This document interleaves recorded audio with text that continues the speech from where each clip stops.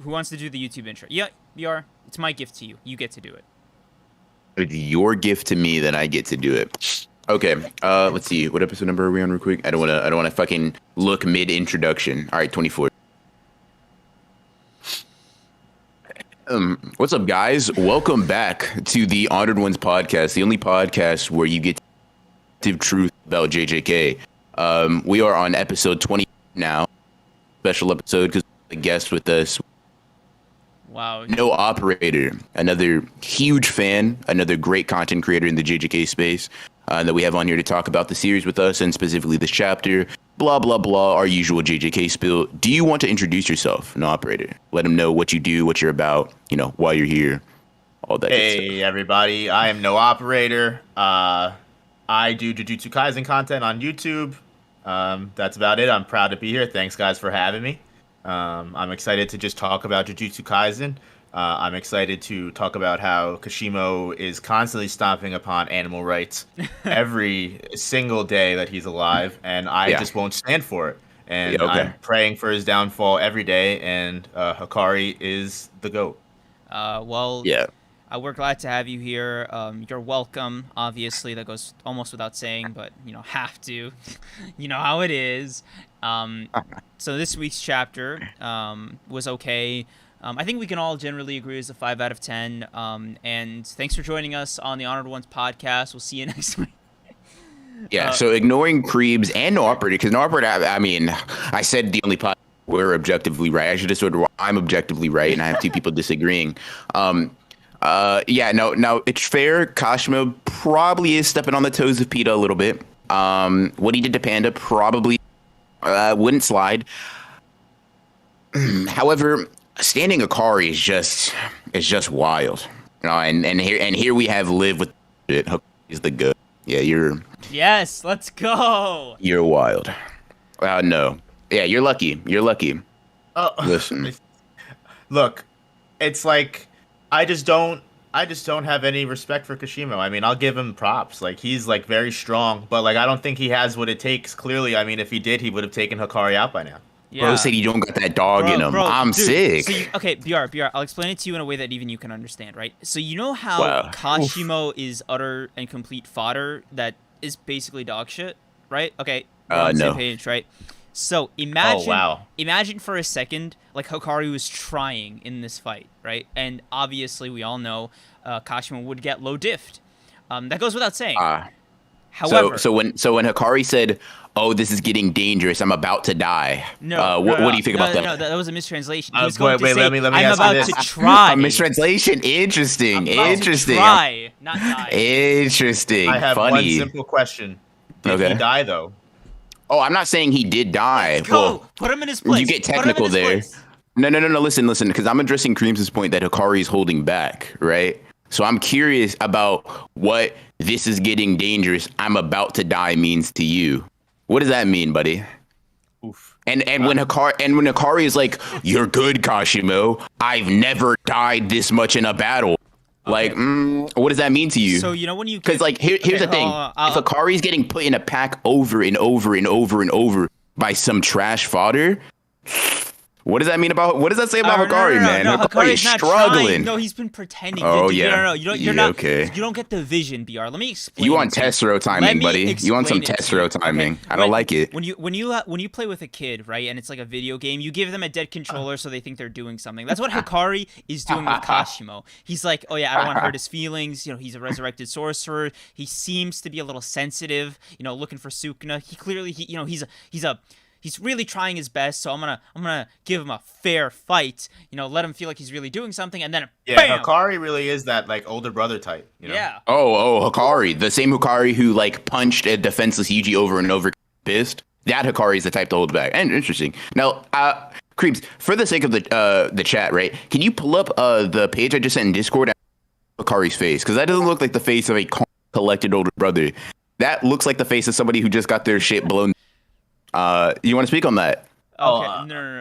No. Yeah, no. You look a little scared. You sound a little scared, buddy. No, that's Hakari being like, "Oh shit, I have to hurt this small child." All right. Hakari looks scared. the kindness of my own heart. I'm sorry. Which panel are we supposed to look at? The one with Kashimo getting his shit rocked? Yes, thank you. Oh, yeah, yes. no. The one where he gets punched in the face unguarded, looks back with no damage, and then blows Hakari the fuck up. Yeah, that sequence. Look at that one right there. Hey, or if you want, I can find another one where he blows his arm, exploding his head, or where he puts a hole in his stomach. Suicide bombing was the honorable way to go. Yeah. Interesting. Yeah. Did you not read that in the textbook? It's actually top 3 ways to take out your opponent. Oof. Yeah, of course you'd say I don't know that. who told you that. I don't know who gave you that false literature. But... Dude, no, BR, that's just BR being BR. You know how it is. Chat knows. That's crazy. Chat knows what BR is all about. What is chat saying? I gotta know if chat's on my side or not. Dude, see, some of them are saying talk to him. Chat is not on your side. Damn, I chat. promise you that. Oh, what's up, Londa? Yo. This stream's gonna be 24 hours. I'm sick. Don't say that. Not even as a joke. Not even as a joke. Oh, man. Yeah, no oof. It feels so good to have Londa and have little blue marks on their names as mods. You guys earned it. Yup. You earned it after the 12-hour toil. Dude, yeah. It's funny. Now we never got a chance to actually talk about it publicly, but like, dude, the 12-hour stream. Can we just quickly do a reflection on that for like 5 minutes? Listen. Sure. What you guys don't know is like immediately after, for like 3 days, BR and I did not speak. Like at all. Like we avoided texting. It was bad. He had enough of you. Yeah. We had enough of each other. Yeah, it's kind of, you're saying it in the past tense. I'm like, oh yeah, you blocked me. I don't, dude. He blocked me. I did block you. That is but crazy. to be fair, that's just related to you being stupid. That's not my fault, bro. This is how Galileo must have felt for preaching the truth, and he was persecuted, and that's just like Galileo. I feel like actually contributed to society. Like me, bro. So, like me. Listen, bro. Nah. If you've ever been a fan of your Forge fan art, I'm a hero. I am literally a hero. Okay? Oh, how much fan art have you made? Oh no, I retweeted. Oh, none. Got you. Interesting. None. Got you. Interesting. You don't understand. No. I pay them in exposure. It's exposure. Oh, chat. Cancel him. Get him. Get him. Oh God. Get him. At least. You know what, BR? I'm gonna let this one slide. I'm gonna let you pretend that you finally got a W for once. Oof, what a gracious. I'm gonna do to you move. what Hikari did to Kashimo. See how it feels? Die, there we go. lose, Brought like it back get blown around. up. Brought it back around. Oh, let's go. Okay. Let's go. So, no, operator, I've had to listen to Creams talk about why he thinks Hakari will win over and over and over, right? And I'm curious about, like, why you are not even, because I think both of them are likable characters. I can very easily see liking Hakari over Kashimo. But, like, why are you confident that he'll win?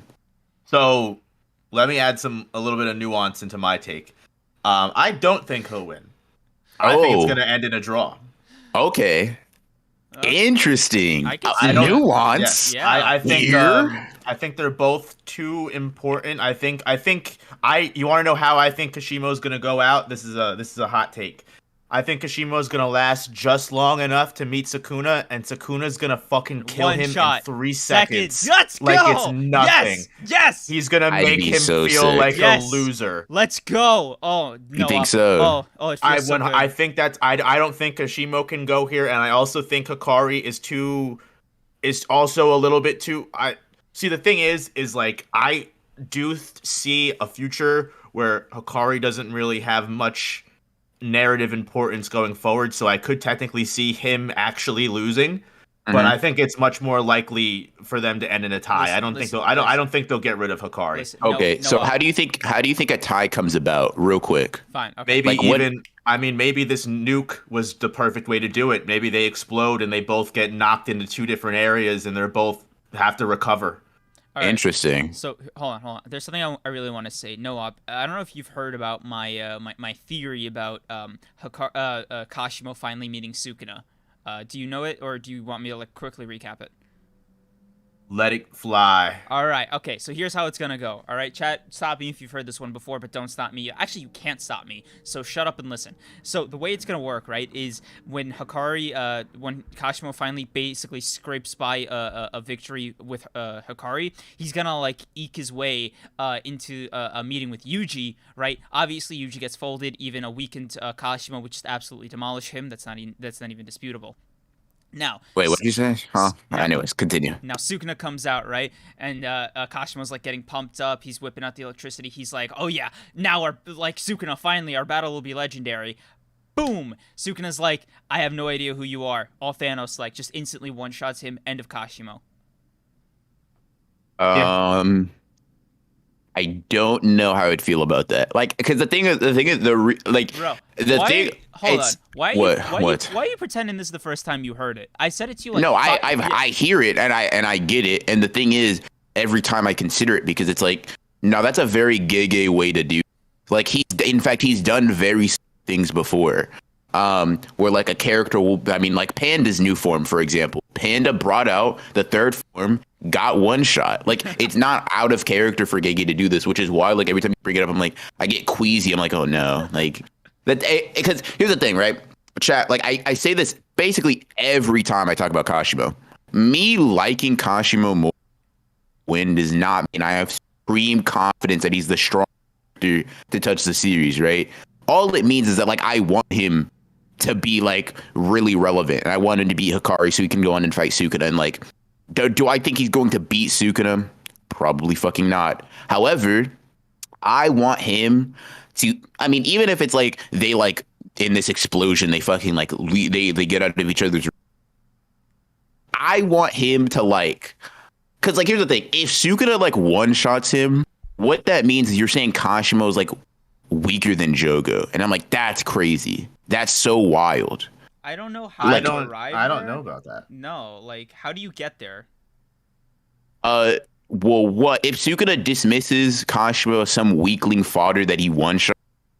Does that not, just based off portrayal, put him below Jogo in your?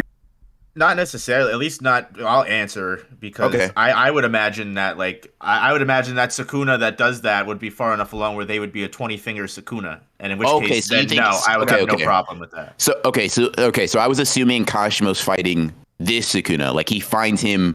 In like, Cream's theory, possibly, yes. I think it would happen right towards. I honestly think that the Culling Games is gonna have some sort of Avengers fucking end game. I'm sorry if I curse. Can I curse? Yes. Go ahead. You have my, cool. You have my permission. Okay. I feel like it's gonna end in like some end game way where like all of the people that we're leaving alive are going to come back and help us at the end. I just have a feeling like that's what Gege is kind of building towards, and that's why he's sparing all of these people and all of these like Higuruma. He spared like Hazanoki and Takaba are off doing their own thing. I don't know about them, but like he spared Ishigori, he spared Yoro. Like I feel like he's gonna continue to spare these people, and like we're gonna have like some kind of Avengers ending up against Kenjaku, or Sukuna, and then at the very end, Kashimo's not gonna be an ally, but he'll definitely survive. He's gonna hop in the final battle at the very end and just get mollywopped. That's what I foresee. Okay, very interesting. Okay, so I'll ask you. Okay, did you want to give your answer on that, like your response? Okay, so like, are you okay? Let me ask this, Creams. Are you under the assumption Kashimo will fight Sukuna where he is now, like current 15 fingers? Okay, fight is a bit of a strong word. Encounter, and attack. Do you think they will confront each other? That might be pushing it too. When Kashimo dies, right? I don't know how prolonged Sukuna's gonna take it. Like if he goes the Jogo route where he's like, if you land a hit on me, yada yada yada, or if Kashimo is just like such a wet blanket that Sukuna's like, you know what? No, just no. You're too boring. You don't got it. I think that's out of character. Kid. You know, I mean, yeah, it is Sukuna, but it could. Wait, hold on. Like here's the thing. He didn't even do that to Megumi. Like no, but Megumi's chill. That was also 2-finger Sukuna, not 15-finger Sukuna. So. I'm not saying no. I'm not saying it. I'm saying the strength difference was like Sukuna even looked at Megumi and was like, "All right, I'll play with you for a little bit. Like I'll fight you, and I like won't immediately kill you." I feel like Sukuna would look at Kashimo's life goal to like come back to life just to fight Sukuna. I don't know. I feel like he'd be like, "Dude, you're lame." You think worse than Jogo wanting like to revive Sukuna to like make his plans a reality for him? You think ideologically Sukuna looks down on that more? It could just be like, hey, you're fucking pathetic. You waited 400 years to fight me. You're and this is how good you are. Yeah, because it's interesting. Because you know what it is? It could be like a karmic retribution thing based on how Kashimo talks to his opponents. Like, you remember the shit he was saying to Panda, where he was like, "Oh no, you're shit. You're dog shit for real. Oh damn." Yeah. So it could be Sukuna turning the tables and doing that to him. Like with every attack, he just goes from like sort of impressed to absolutely disgusted by like how pathetic Kashimo is. Exactly. I feel like it's gonna be like it's gonna turn around on him, and he's gonna. I feel like it would even. Now this is just headcanon, but like if it was something similar, like that he said to Panda is gonna bite him back in the ass when he fights Sukuna, and he's gonna call Kashimo weak as fuck. Interesting. Now, I think I know Creams' take on this, but no, operator. How do you feel about like where does Kashimo stand relative to 15 finger Sukuna? Because you mentioned like 20 finger one shot, right? I think honestly, Jogo is stronger than Kashimo. Interesting. All right. Very, very interesting. Okay, I'm excited now. You don't realize what you've done, Noop. Oh, I have. Ooh. Me and BR have activated words. Fucking power scaling mode. Oh man, bro, you like low key hit his like inner benchip hero, bro. You're about to get debate, bro. No. Okay, so I'm guessing you by the Hakari like over Yuta thing then, right? Like that's almost necessary. Personally, no. I think Yuta would be above Hakari. Okay. Boy, fair. Does this include Hakari on a roll? Well, yeah, I think so. I think I think the statement of that it really depends on if he continuously gets himself on a roll. I can see in a situation where he could beat Yuta, but I think overall, Yuta has more conditions to win. Okay, interesting. Hold on, real quick. What's up, Tessero? Kashimo's not weaker than Jogo. Interesting. We think alike sometimes, and I like that. But okay, so. Okay. So when Yuta makes that statement, how do you contextualize it to mean that like Hakari is strong? Because like I can see the reasoning for it. Like I'm always curious about perceive this specific thing.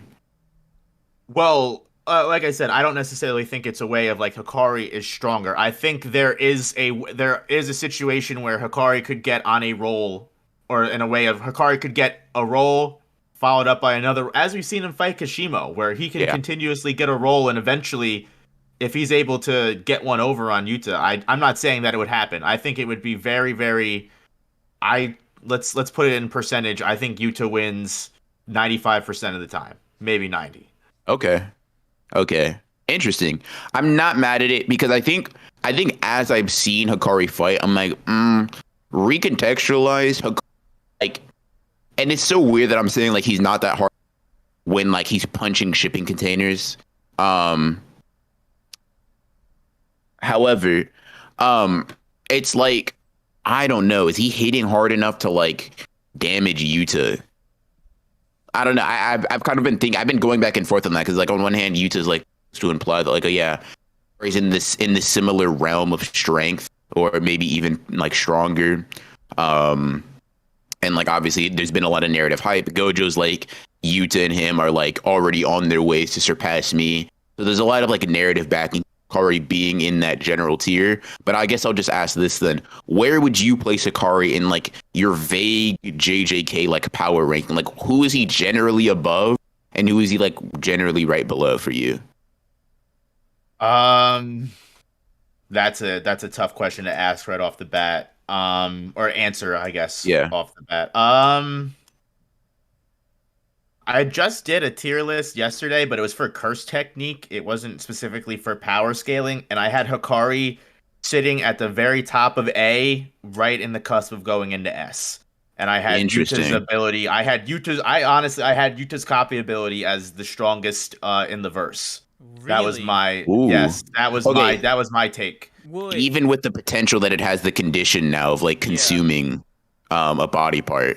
Even if it does have the condition, I still think it's. Obviously, it really depends. All techniques depend on who the user is, but true. Overall, I think just with the potential, you have the potential to literally, like, let's say for example, we also need to know how much he needs to consume. Is it only a piece of hair? Is he able to cut someone in a fight and then take their blood, and that's enough? True. Conditions are very important for a technique like this. Wait, so I'm curious, Noah, how does Yuta's technique effect or technique quality come into play when it's like the 6 eyes, right? It's not like he can physically copy the 6 eyes. He can copy the limitless, presumably, right? If he ate like Gojo's hair, like All Might style. I mean, right? like that's yet to be seen. I mean, we have to imagine he was able to fucking.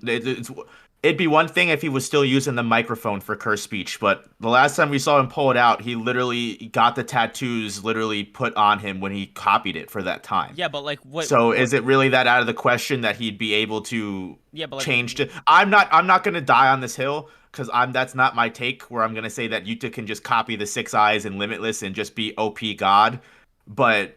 Yeah, I don't know. I feel like we just don't know enough to really have a concrete statement on that. I also don't think we've ever seen him use 2 abilities he's copied simultaneously, right? And the 6 eyes limitless would be 2 different abilities. Like presumably, I don't think he needs the 6 eyes and limitless to have his ability be the best in the series. I know, but like if he doesn't have the 6 eyes, he can't use purple, for example, right? Like sure, he can have something like the neutral infinity, or just like basically he would cap out at like very strong teen Gojo, but he wouldn't enter like Honored One's adult Gojo territory. I think Yuta's already far surpassed teen Gojo, in terms of ability. No, this is only I'm only referring to like his usage of limitless and 6 eyes, okay. Yeah. But like that's assuming he can even use both techniques at the same time, right? If not, that means like a person like Gojo will almost inherently always be the strongest because of just how monopolized their technique is, like to themselves, like to the Gojo clan. So maybe hold on, I want to address something real quick that chat's bringing up, right? So chat's like, Kenjaku says you can unconditionally copy cursing, and I have but I have like a little bit of a sort of like a pushback on that a little bit. Hold on. I have a little bit of a pushback on that. Because we know that Yuta's abilities have changed and been nerfed drastically since he gets it. So like operating under the assumption that him being able to unconditionally copy techniques in the past means he can now is a little bit strange to me, considering Rika supposedly was just something he had access to at all times with no real limit. However, now it's like there's a strict 5-minute limit on how long Rika can be out, right? Just in an example of his abilities being weakened post Rika usage, right? Okay. Post like using up all of his or all of their collective cursed energy. And we also have like I think the are you? What's up? Your mic keeps cutting out. Yeah. Is it okay? It might be your mic or your connection. Okay, hold on. Yeah, I couldn't tell if it was just me, and I just saw someone in chat say it, so now I know it's not just okay. me. Okay. Is it better now? Can you hear me more consistently? Well, you can talk. It's just every once in a while in the middle of your sentence, you'll just like it just go deaf, and then you'll come back. Okay, my fault. Yeah, but you seem good right now, so. Yeah, okay. I don't mean to interrupt you, but yeah. No, you're good. If it's a problem, I just wanted to address it real quick. All right, cool. Basically, what I'm trying to get at, right, is his abilities have been. Oh, it's doing it now. Yeah, not right. Fuck. Yeah, it's back. You can try reconnecting. While you do that, we can catch up with some chat. Okay, I think it might be noise suppression, honestly. I think that's what it is. I think that's exactly what it is, because it's like it happens in the middle of what you're saying. Hold on, give me 1 second. Could the condition not just be he can only use those abilities for 5 minutes since he can only do it when Rika is out? But no, wait. Yeah, that means that Yuta has like 2 conditions he has to meet, right? He has to consume like a part of the sorcerer's body or any... I don't know if that's the exact condition, but like that. And he also is limited to the 5 minutes thing at full power, yes? Or are those 2 things like different conditions, like independent of each other? Yeah, but it seems like there's also a cooldown period, because when he was fighting Ishigori, he was able to... His curse technique regenerated, and he regained another... No, wait, no, never mind. I don't know what I'm talking about. What were you going to say? I completely forgot. I always get confused of when Rika disappeared in that fight. Yeah. And it disappeared after he used after his technique replenished after the domain.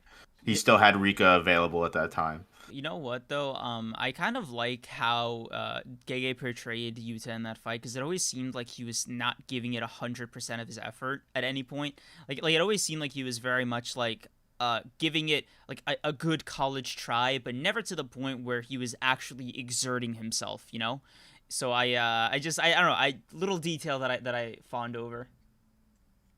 That's actually like I've just been over analyzing that entire section for the last like 2 weeks, really? And like it's like Yuta is like that whole fight is like actually crazy. Like just like he literally just steps in and he's like, all right, I'm gonna get 400 points. I'm gonna kill Kenjaku, and like he literally is already halfway there. Yeah, and didn't flinch, didn't even like think of too much about it. He was like, I'm gonna do it, and then like he finished, spared Ishigori and Yuro, cracked some knuckles, stretched out, and goes, all right, time to get some more points. Time to go to work.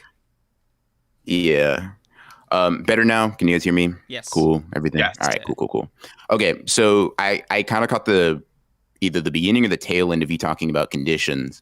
For Yuta specifically, you were saying there's possibly 2 conditions he needs to fulfill. Could you just quickly recap that for me real quick, just so I know what you guys... So I wondered if they were related. The 5-minute cooldown, like, power-up period where he needs Rika actively there, with the condition to have to consume a sorcerer's body part, or presumably some other, like, artifact from them to gain their copy ability. Or to copy their ability, yeah. But, okay. Yeah. Yeah. And that's sort of that's all the pushback I have on like Kenjaku saying Yuta's copying is like unconditional. Because I'm pretty sure also in that same statement he's like boundless cursed energy. Now obviously you can just take that to mean like boundless does not have to mean like literally infinite. Mm-hmm. However, I do think Kenjaku is working on like information based on like Ghetto era Yuta. Where he has like Rika completely under his control and like no time limit and all that stuff. Yeah, Yuta was definitely nerfed, and like clearly it's canon that he was nerfed. Yeah.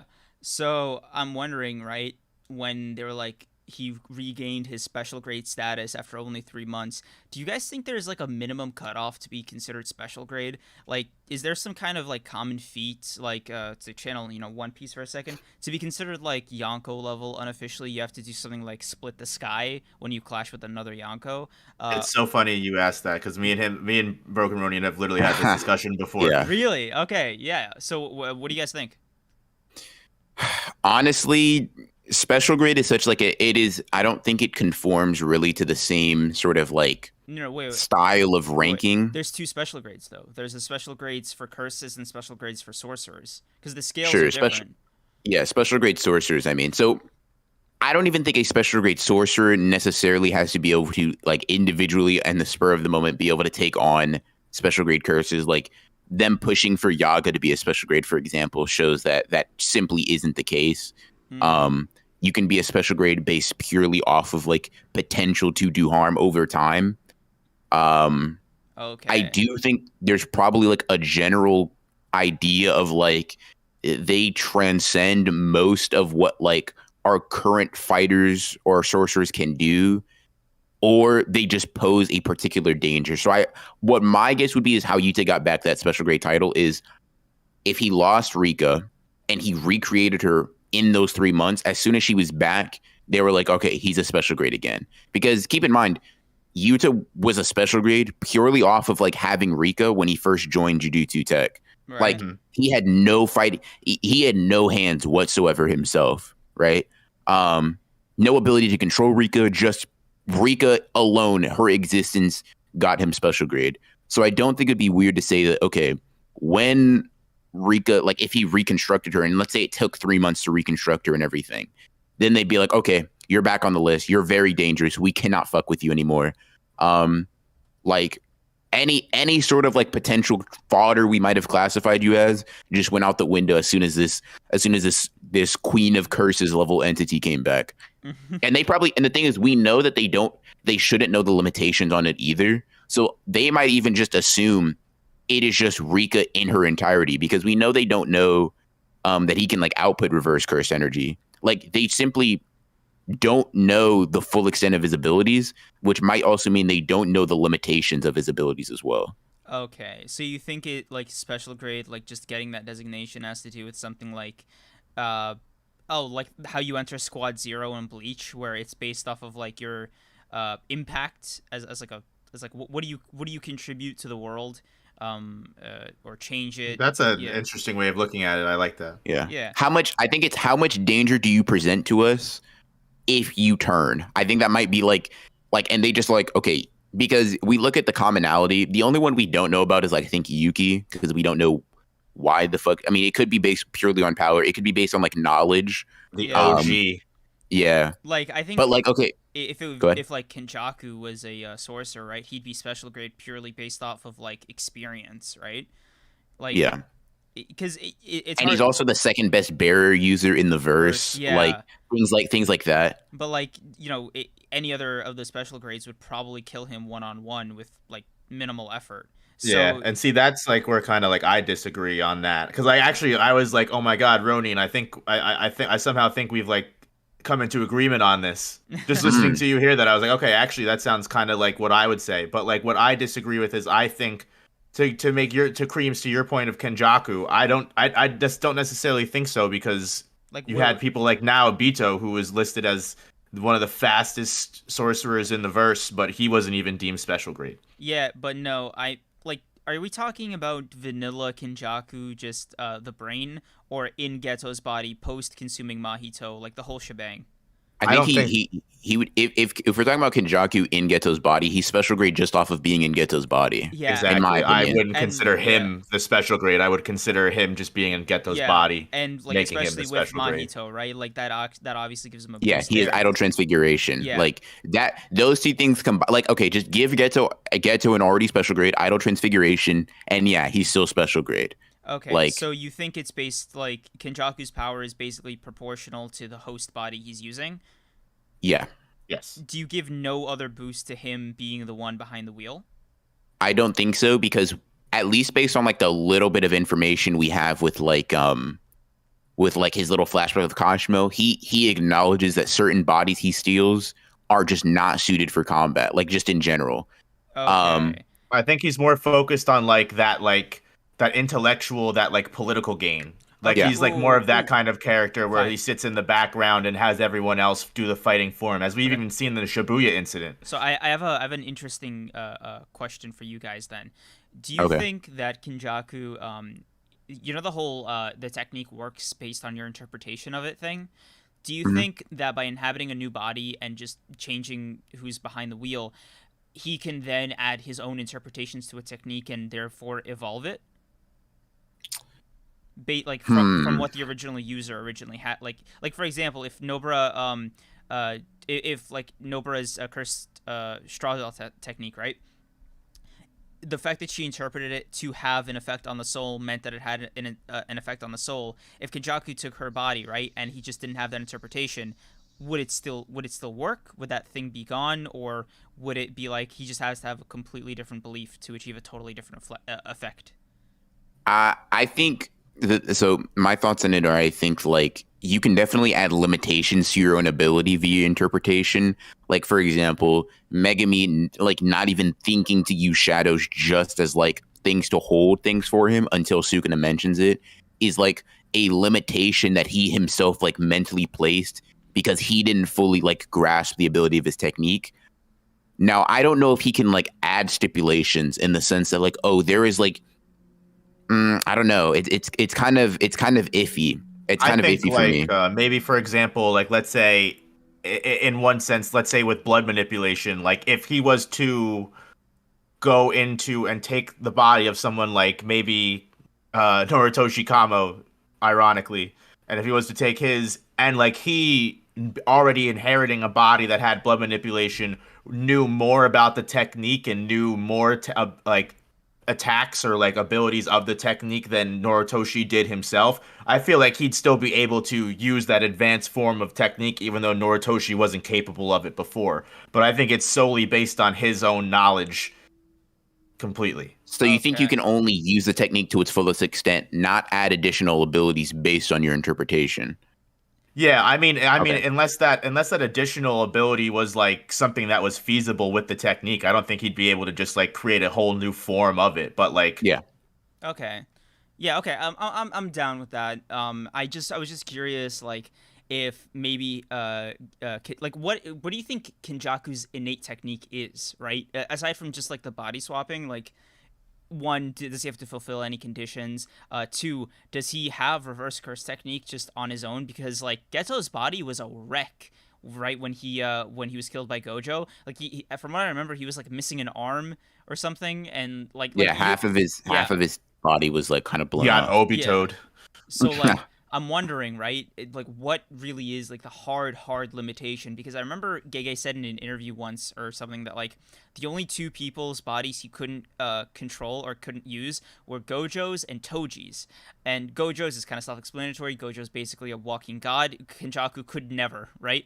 But his other person was Toji, and he said the reason was because he didn't know if Toji's heavenly restriction was strong enough to override the Kenjaku's innate technique. So I'm wondering, right? How powerful I would have thought too. Huh? Go ahead. I would have thought that too. I would say because he has no cursed energy, it just wouldn't work. Yeah, right. So like, I'm I'm curious, just because like if those are like his hard conditions, does this mean he has an innate amount of power just intrinsically as the brain guy, and B, does it mean that like in terms of what he's capable of, even from a person of his knowledge, that he doesn't know the full extent of like how heavenly restrictions work? Like there's I think it's a necessary caution you must take when dealing with like unknown like variables. So like think about it, excuse me, voice crack. Think about it from the perspective of like Kenjaku for a second, right? Okay. Let's say you have this unknown of like the heavenly restriction is it completely shuts off cursed energy to like the utmost degree. He has none. And because in Kenjaku's interpretation, the body is the soul and the soul is the body, right? Mm-hmm. His body being primed for like these superhuman tendencies makes it very dangerous to try to override that with his own information. Now, even if you're like 80% sure that his body isn't strong enough, you know that in that 20% chance he does reject you, you die and you lose 1,000 years of progress. Okay. Even if you're very knowledgeable on this, do you take that chance? I don't, personally. Personally? I wouldn't let that happen to me, personally. Like, because it's like, okay, here's the thing, right? With Kenjaku, you live to fight another day just is always true as long as he's not dumb, right? He can always wait it out, right? He's dealt with, 2-star plasma vessels and 2 6-eyes users, and we've seen that him just being alive for very long allowed him to luck out with Geto's body, right? Okay, that's why I think being patient and just being like, I'm going to play the very, very, very long game is always less dangerous than taking a risk with somebody like Toji. Yep, you can even see just how he handles like someone like Kashimo, where Kashimo's like, let me fight you, and he's like, nah, I don't really do that. Yeah, like, this body is not primed for combat. Okay, all right. So then, do you think there's other factors like that contribute to how he selects a body? Because realistically, right, Kashimo is an insanely powerful sorcerer. BR, try to calm down. And and like short of like the old age, which probably might be like a huge reason, but like short of the old age, right? Even like, I don't know, 6 months in Kashimo's old body, like with his technique, will get you pretty far, especially for a combat body. So I'm wondering, like, are there any kind of like what is his decision making, right? Like what happens to the old bodies? Do they just like instantly decay, or does he keep them on the shelf just in case? Do they still age when he's in there? There are certain things about his technique that I just find like endlessly fascinating, because like he would need to rebuild. Excuse me. He would need to rebuild. Hello? Them. Yeah, wait. Can you guys not hear me? You cut out a little bit. Oh shit! Really? For me, at least. Okay, where did it cut off? You were just like, he needs, and then you cut out for me. Okay. I was gonna say it needs some milk. he needs some kind of condition or some kind of like perfect vessel, because like assuming he has the ability to just like fix up a body that he inhabits instantly and the old one just dies, right? Let's assume like that's the baseline of his technique, right? If that was the case, the second he pops into Kashimo's body, wouldn't it just like reset? You know, like put him back in perfect health, like. And maybe I don't know if it would like, you know, if reverse curse technique works on old age, but you know, even probably still, not. Like if it even struggles with poison, I doubt it. I doubt something as complex as aging is even like possible to deal with reverse curse technique. Now, you asked the initial question is like how does he determine it? I think one thing we can just say is it's like objectively just not based on the strength of the body, like combat potential. Even if we don't look at Kashimo's flashback, I doubt that Yuji's mom was really out here throwing hands like that. So I think we can just assume it's she based. Was throwing something. Oh yeah, I think it's based purely on utility. Like it's like in this because once again he can play the long game. It is based. What do I need in this current era to set up for later eras? Right. If I need combat strength, I'll get combat strength. I don't even think he picked Geto particularly because he's strong. He picked Geto because he has a technique that will allow him to fuck with Tengen. Yeah. Right? You think that was literally it? Spite? No. I mean, like, Geto had a technique very useful to him. I think if Geto was a weak fuck, but, like, could specifically manipulate Tengen, Kenjaku still would have took his body. But it seems like Kenjaku lucked into a lot of it, right? Like, it's not like he meant to meet the disaster curses and, you know, let alone know what abilities they have. It's not like he'd be able to predict Mahito springing into existence the way he did and with his technique, and for him and the rest of the disaster curses to all just be right there asking him for help. So I mean, Toji was really the anomaly in that. Toji is what spring started most of what allowed Kenjaku to succeed. Yeah, no. I'm not saying like Kenjaku's never historically been lucky in that sense, but I am curious, like, where does it, like, where do his machinations start and stop? Right. I think when you really look at it, Kenjaku is like really just lucked out. And I was talking about this on a stream a while back. Like, I think a thing about Kenjaku is like he is a planner. But like it's very clear that he's not like the everything goes according to plan he's and not like Aizen, he's not Aizen. Like even with Gojo for a second, right? When he seals him, the prison realm slams into the earth, and Kenjaku is genuinely like, wait, what the like what just happened?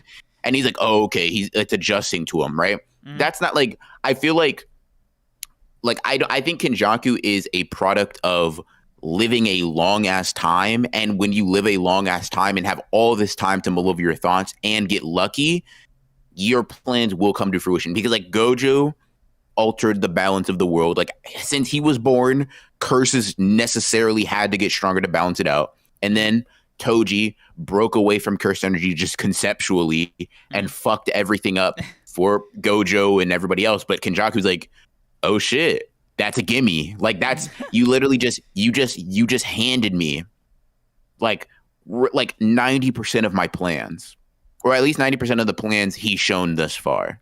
Okay. Yeah, I agree with you. I wouldn't even say it's luck. I would say it's just being around long enough to have the conditions line up. Yeah, because like think about it, like things will just happen. Like random shit will just happen if you're alive for 1,000 years, right? It's not that he's like a Hakari level lucky. It's just, damn, he's been here for so long. Something had to eventually go his way. Even like 2000, because isn't that how old Drew was? I'm sorry to cut you off. Sorry, I got a good counter to both of you, right? He spent 1,000 years making those conditions, right? With those deals with those sorcerers. Presumably, he had to have known that the only way to release the contract was through some form of idol transfiguration beforehand. But like we said before, he would have had no knowledge of Mahito being born because Mahito didn't exist when he was doing all this shit, right? And I don't know. Do you guys know about the whole like Sukuna Kenjaku finger theory thing? No. Okay, so basically, I kind of have an idea. So basically, the theory goes that back in the day, like 1,000 years ago, when Sukuna was like, you know, at his peak, he was still fundamentally human, and the way he transitioned from sorcerer to like cursed object was through Kenjaku's like science ability, essentially, right? Like he was able to convert Sukuna's soul or presence into the fingers, divide them up, and that's how like the Sukuna fingers came to pass, right? Now, assuming he did a similar thing with every other sorcerer since then that's been in the Culling games, and he mentioned it was like launching 1,000 malevolent like Yuji Itadoris out in the world. It implies some kind of intelligent design on his end, one to make the seal and two to break the seal, right? So like it implies that like foreknowledge of idol transfiguration, so it might be like a 8D chess plan for all we know, just based on that alone, right? And then there's the whole fact of Yuji's Yuji's like birth and parentage and all that, because the timing doesn't seem to be coincidental either.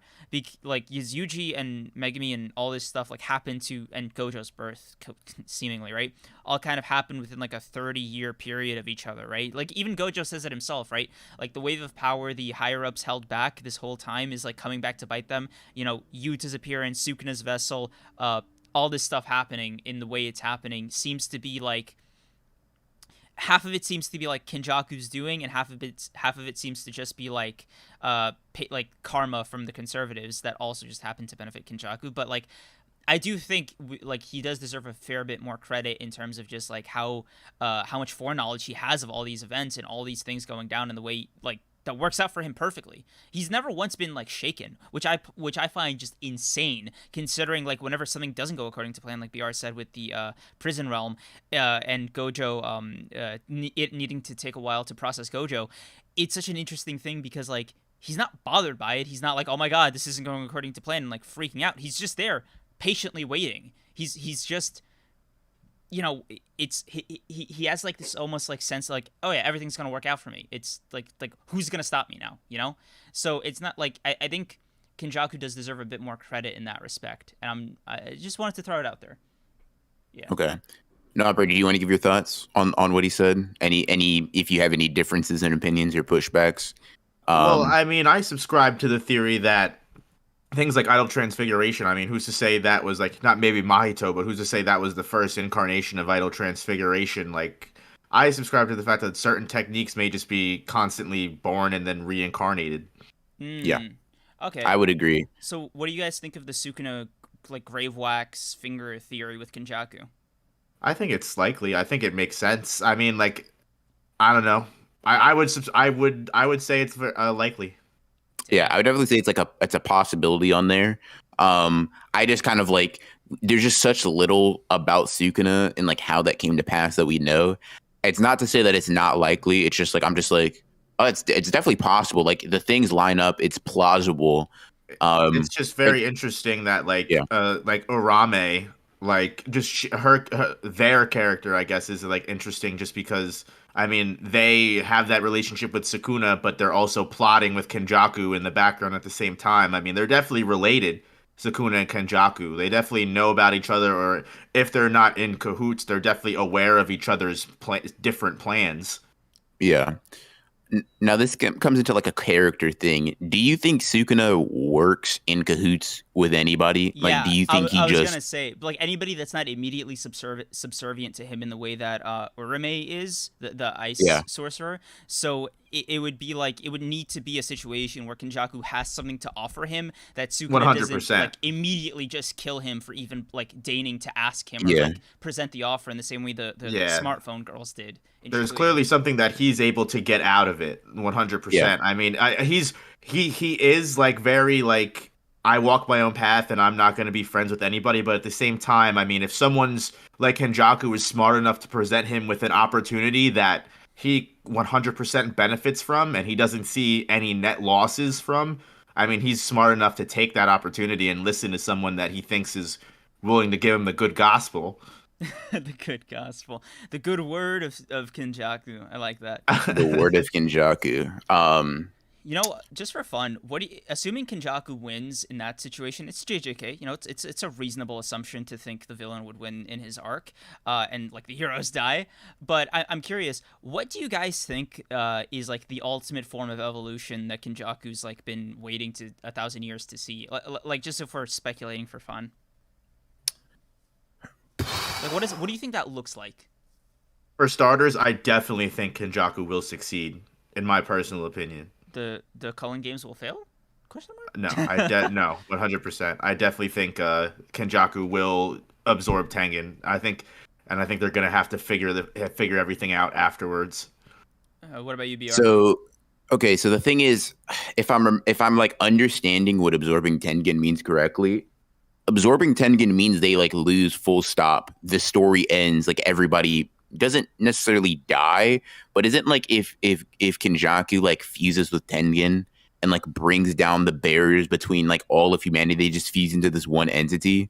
Is that not what Tengen at least stated it was? I think so, but like I also kind of think the way that we see the Culling Game, I really think it's kind of BS. Quite frankly, I just don't know if we actually understand everything, because there's a small subtle things that I've noticed that characters have even mentioned throughout the Culling Game, like Higuruma and Yuji mentioned it, and also Reggie mentioned it, where Higuruma mentioned it, where Yuji explained that like, well, we have to fix the Culling Game because people are going to die in 19 days of curse technique removal, and they're going to do all this. And Higuruma, who's probably just smart, very smart man, literally goes, well, that doesn't make any sense. He goes, the Culling Game's whole point is to celebrate being permanently like this. Why would he make a rule like that where people just die like that? And Yuji's like, well, that doesn't make much sense to me either. And then they kind of blow over it. And then even Reggie even mentioned something where he's like, isn't it weird that like the Culling Game ended up this way? It kind of, despite all of the rules and everything that it says, I mean, there's still supposed to be what, 10 something days to declare participation, and there's already full colonies that are in complete deadlocks of 3 to 4 people left. So you think like, there's some kind of like bigger conspiracy going on, or some kind of secret I definitely agenda? think so. I definitely think we don't know everything, and I think the Culling Games as we know it is like just the front, and I think there's secret things. I don't know. I feel like a conspiracy fucking theorist saying stuff like that, but like it's fun. It's a fun thought, because like I was getting into this aspect of Kenjaku's plan with BR, I think either privately or last episode, where we were talking about what the bomb could be, and one of the theories I saw, or like I think I came up with, was like it could literally be a bomb. When Kenjaku was meeting up with those like world leaders, and I think he was speaking Chinese, or like he was in China, how like he could theoretically be like, hey, or sorry, the Japanese government, I think is what I was. No, it's the Chinese government. Oh, okay. Yeah, so which is why people think he has a connection with like Yuki. Right. So it could be a situation where like he goes to them and he's like, hey, by the way, there's some crazy stuff going on in Japan. The entire country is in complete disarray. It's being overtaken by like monsters, or people are just randomly killing each other. It's like a lawless state. Maybe somebody should do something about it. And then he uses, so the bombs are literally military grade bombs from like China or something, and it's like literally like this massive siege of sorts, where he basically causes like an international incident. So possibly. If you're Kenjaku, why do you want that?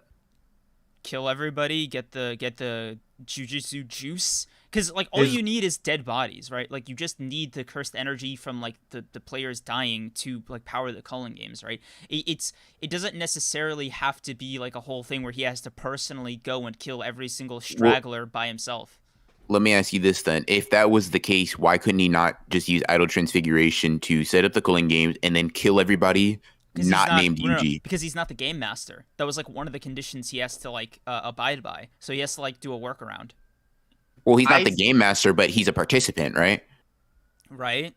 So why can't he not just kill what I mean is, if he wants everybody to die, right, without prejudice, why not use Idol Transfiguration on anybody that doesn't have soul resistance like Yuji, and they all die? And I think he wants these people, like, because the whole point, I think, of like Kenjaku's character, at least thus far, is like the evolution of creatures, and that's not something he could obtain because he isn't strong enough to like.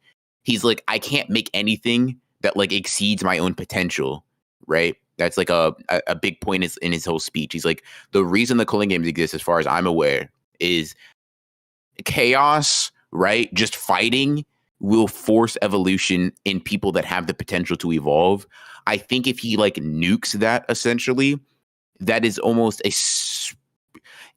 I don't know. I feel like it doesn't make a lot of sense for me. One, because like apparently if you're like special grade level, bombs aren't even a for sure you're dying thing. Like of that like military level, like carpet bombing is like it may be if you're a special grade, like you'll die. And then 2, it's like you think that's based off of like a real feat?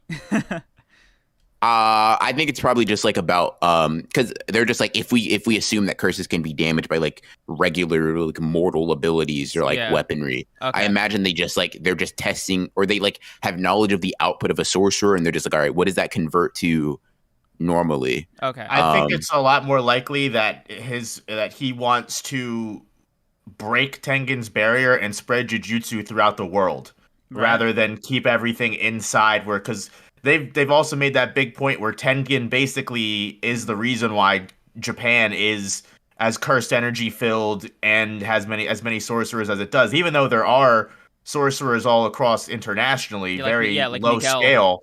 Yeah, very low scale compared to the way it is in Japan. Maybe he's trying to, instead of I don't know, maybe he's just trying to spread everything and bring the chaos outwards. Yeah, but it doesn't seem like Kenjaku's ultimate goal is necessarily chaos. It just happens to be like, that'll be the effect, right, by like happenstance, but it's not necessarily the thing he's trying to get, right? I don't know. I feel like chaos is exactly what he said he was looking for. No. I think chaos is the means to the end of like seeing the full potential of like jujutsu sorcery. Now, I think that like this chaos is like Heian period chaos in the sense that it is like it is like fight. Hold on one second. Let me mute real quick. All right. Yeah, while BR is doing that, it's the Heian period thing I find interesting because Gege keeps like referring back to it and like constantly reinforcing the fact that like old age sorcerers were just, especially during the Heian era where Sukuna was like reigning supreme, were just demonstrably way stronger than like every other period of sorcerer since then.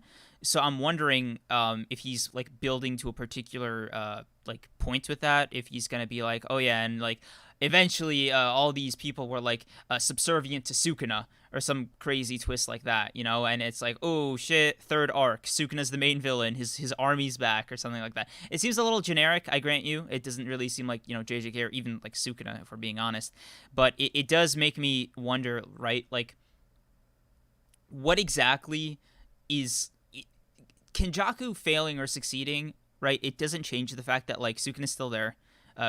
Gojo might get unsealed. Like all this stuff is kind of up in the air, and there needs to be like people need to answer for a lot after the Very true. Games. Yeah. So someone made a point in chat that Nanami and Kenjaku in the manga have referred to Sukuna as a bomb, which might be sort of like bomb. Oh yes. Yeah. Like I'm thinking like I'm trying to recall Nanami's reference of it. Like I that feels familiar. I'm not saying like it's not the case. I'm just trying to remember like where exactly. No. Wait. It wasn't a bomb. He was referring to him as just like somebody prideful, right? Although we got into like this debate last time where we were talking about who said Sukuna was the honored one, because in the anime it's Nanami, but I think in the manga it was the narrator. So like, whose authority do you like put over the other? So it's a whole thing. I personally disregard like hand wave away the manga honored one thing, because like I don't I feel like with the narrator thing, it's like if you're gonna change it to Nanami in the anime, it kind of shows like how important that was. It's interesting the way they do it in the anime, because they also had Geto be the narrator when he was explaining the death paintings.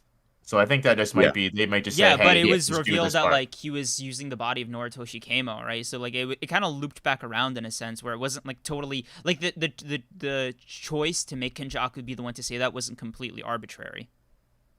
I just think it's like, for example, right, when when a character, I'll see if I can like remember an example as we talk, but like I think there are examples where like a character, like for a Black Flash, right, when that's first used and it's like being explained, I think it's like just like Ijichi or some characters like explaining the abilities of Black Flash. I think if I remember correctly, there is like just a thing where Giga's just like, I just didn't want like a dedicated narrator. So he just has characters voice the specific scenes. But I do feel like it can't be random, right? Like the characters he chooses to do the voiceover can't really be random. It's like I'm interested to see how he's going to do it for season 2. Right? Yeah, because there was a lot of like narration that simply wouldn't make sense if a person like that's not omniscient says it. Because like I'm wondering if it's a case like if they were talking about reverse curse technique, right, or explaining that concept, would it be like, and they chose Shoko Ieri to do it, that would make sense, right? Even if she's not in the scene, she's still like an authoritative voice in a sense about something like that because it's like her specialty. Yes. Sure. The issue I personally prefer like the omniscient narrator. I got a great example of this, right? In the anime when Nanami is explaining a Black Flash and it's revealed he has like not the Black Flash, sorry, the thing with the zone, you're like, oh, okay, yeah, it's because he had like the previous record during the night parade, right? Like I get it, I get why they chose Nanami to do like the voiceover for that part where it's like athletes commonly refer to this state as the zone, yada yada yada. Yeah, okay. But does he not do that in the manga? Like I feel like Nanami like does mention that in the manga himself. Pretty sure he does. Does he? Yeah, like not the narrator, but like actually Nanami. I could check real quick. Sorry, like it actually goes to him being interviewed, and he's like literally sitting down in a diner or something, and he's like, it's not really that impressive. A lot of it is just luck. Okay. See, I'm wondering in the Shibuya fight when that gets animated, right? That narration where it's like Yuji Itadori cannot use Black Flash, like nobody can use Black Flash on purpose, but Yuji is so good he makes you think he can. I wonder. Yeah, like that's something. That's a narrator thing, right? In the manga, I wonder how they're going to deliver that in season 2. I think examples of that are like why I think these characters are just like taking place of an omniscient narrator, because there's no reason anybody should like have that knowledge on hand, I guess. Or like things like where Toji comes back. I don't remember the exact quote, but like when Toji's coming back, like outside of like through the domain, everybody there is confused, right? There's not a single human being on the planet that should know and like completely grasp the situation, which is why I think like choosing to not have a narrator with some like with things like those moments is going to be interesting, and why I think even in the anime, like Nanami saying it is just like, excuse me, in place of the narrator, because Gege maybe stylistically doesn't like the idea of like having one, because I think there's something very poignant about like Sukuna consistently being referred to as the calamity, as like whatever, and then when Gojo's referred to it, I was talking about this on stream as well a while back. Like talking about the potential of like, now this is a hot take. I'm not saying I believe it, but it is an interesting thing. Like the idea of like Gojo being like an incomplete, sort of like honored one type of thing, right? Where Gojo's incomplete. Interesting. Yeah, where like the idea is like all of Gojo's sort of honored one things. When he refers to himself as the honored one, right? That is a self like affirmation. He's like saying he is declaring that he is, right? At least in the manga. I'm just going strictly manga for like the sake of the point here. Okay. But when Sukuna is referred to the honored one as an honored one, it isn't him declaring that himself. It is what we can assume to be an omniscient narrator simply stating that this is the case, right? Sort of like if a narrator is just stating a rule of the verse or like a rule of a technique, right? It isn't up to debate. It isn't up for discussion. It is the case that he is an honored one, whereas Gojo's is mixed in possible hyperbole. It's mixed in like the feelings of euphoria that he's feeling as he's like transforming and growing. And like what supports this, at least in the theory of like the person I was talking to, is like Gojo doesn't seem to have like all of the like complete devil may care traits of what people attribute to being a calamity. Like if you guys remember in what is it, chapter 181 or something like that, when like Ishigori or Uro, one of them, are like talking about like Yuta falling short of being a calamity, right? One, it's Sukuna that's shown. That's just the first thing. But two, I feel like, let me see if I can pull it up real quick, because like overwhelming aggression that disregards all else like a calamity. Like, I don't know about you guys, but that isn't Gojo to me. Like, not completely. Sukuna, yeah, but Gojo doesn't have the complete lack of care for anything like that doesn't help him, as shown in like Shibuya, where he's not willing to like open a domain expansion and kill the people inside of there for the sake of winning. So let me ask you something, right? I'm not saying I disagree, but I do want to play devil's advocate in a sense. For sure. Do you think Sukuna respects Gojo? Probably in a similar sense he respected Jogo. No, but it seems to be different, right? Because he never like really considered like he never, how do I say this? He never talked down to Gojo in the same way he talked down to Jogo. It was always, I always thought it was funny that like even in the first couple chapters when Gojo's like, yeah, I'm gonna show you Principal Yaga, and he's like, you're not the leader. Yeah. He's like a hierarchy based on strength is like stupid. Or hierarchy not based on strength. Sukuna never disrespected Gojo's strength or even like really him as a person. He obviously threatened to kill him, right? That's just Sukuna being Sukuna. That's a whole other thing. But it was never like, oh, you're weak, or I can just kill you like that. Or like it was more like, oh, you'll be the first one I kill. There was kind of an implication there to me, and when he said to Jogo as he was killing him, to reach the heights of Satoru Gojo and beyond, you need to do this. So I think in a weird way, Sukuna respects and even acknowledges Gojo as his equal or his peer at a minimum, right?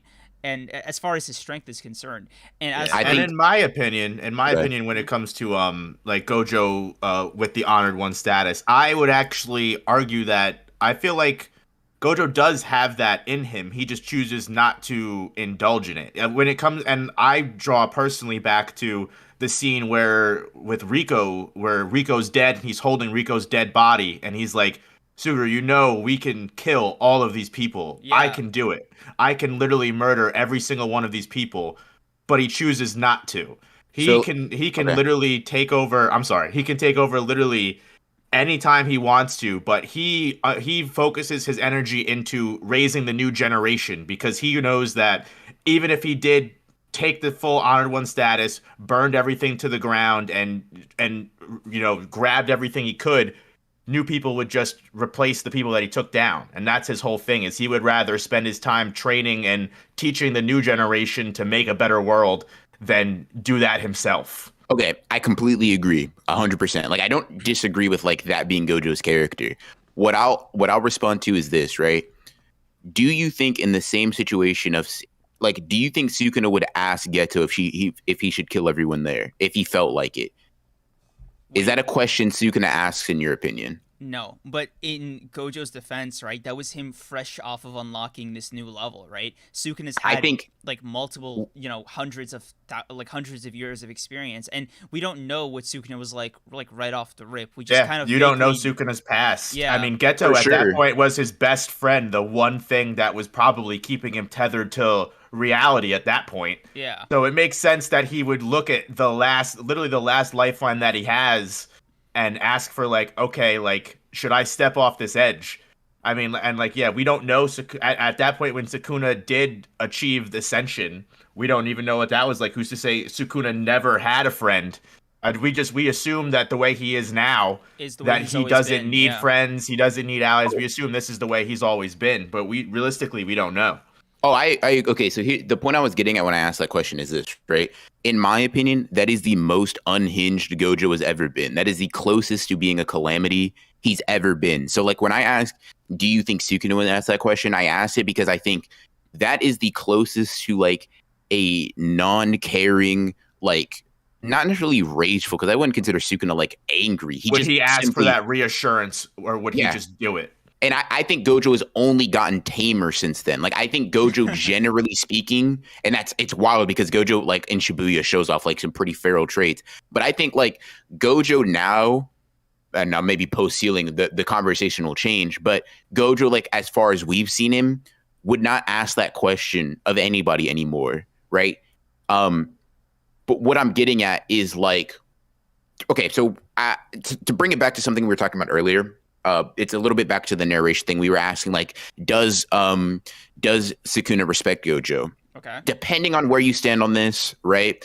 Like, if you look at chapter 30, where it's like Sukuna, or the narrator is like, only one person holds his interest aside from him, and it's referencing Megumi. He truly doesn't care about anyone else.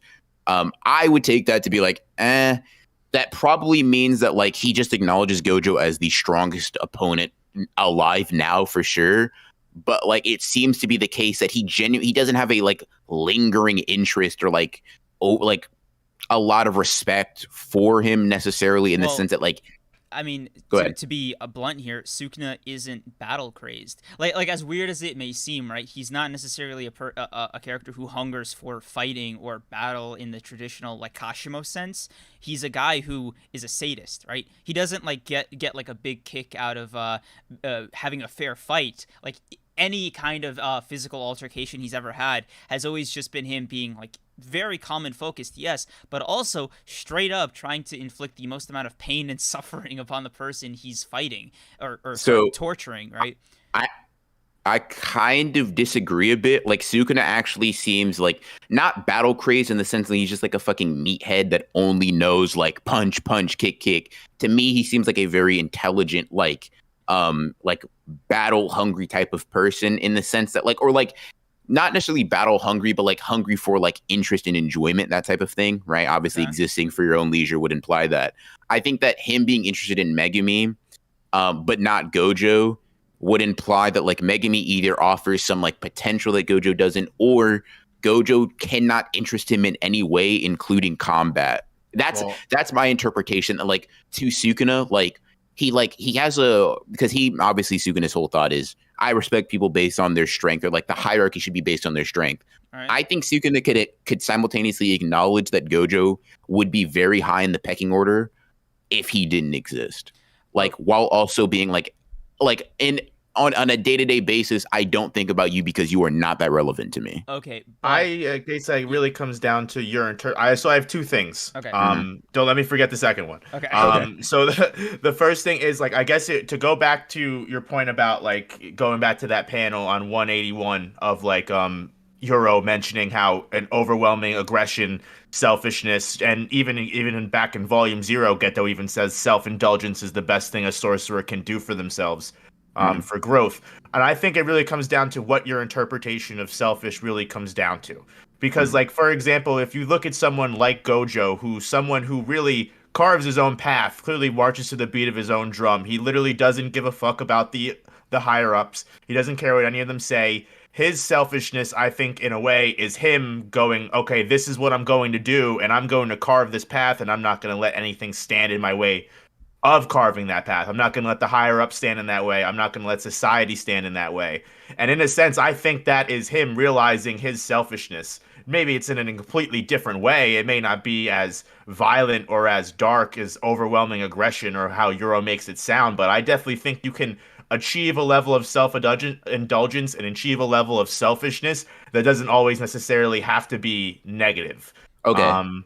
And to go back to it, you were going to let me forget my second point. Go ahead. Second point. And my second point is, like, to go into Megumi, I think one thing that I've noticed, and maybe this is just something that's just me, but I think Sukuna's interest in Megumi really comes down to, like, I feel like Sukuna sees a lot of himself in Megumi. I think that has a lot to do with it. I think there's a lot of parallels between Megumi and just how he is as a sorcerer and how he's currently growing, and just overall what we've seen from Pharaoh Megumi and how he really can get when it comes down to it. I think Sukuna sees Megumi as someone that just like is very representative of how Sukuna used to be, and that's why he has so much of an interest in Megumi, because he's like, this person reminds me of myself. I know he can do more. I know he can be better. And that's why he's like, I want this person to live, and I want also because I think he's got some secret bullshit going on where he plans to use Megumi for his plans. But either way, I think there's also that level of parallel in Megumi's growth as a sorcerer that just reminds Sukuna of himself. No, I'm actually glad you brought that up, because like I was about to say, the whole thing with Sukuna is that he does have some kind of like master plan in the background, right? And Megumi is a part of it, but like if we take a step back and look at it more broadly, there's no indication to show that like Sukuna's master plan is something that's so contingent upon Gojo being there or not being there. And in fact, I would argue that like if Sukuna's master plan is basically to, I don't know, just have like a massive 60-person orgy or something, right? It's Gojo stopping him is not something he'd consider in the same way that, like, if you wanted to get ice cream, I don't know, a tornado like 8,000 miles away is going to be a factor. It's like not a thing on his radar because it doesn't need to be. So issue.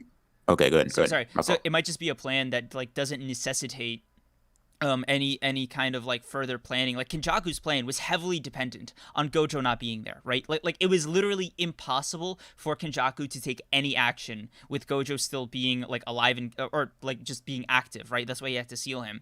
So that is an obstacle like to his plans that needed to be overcome, right? For Sukuna, the obstacle isn't Gojo. It's just getting like the wheel of Yuji's body.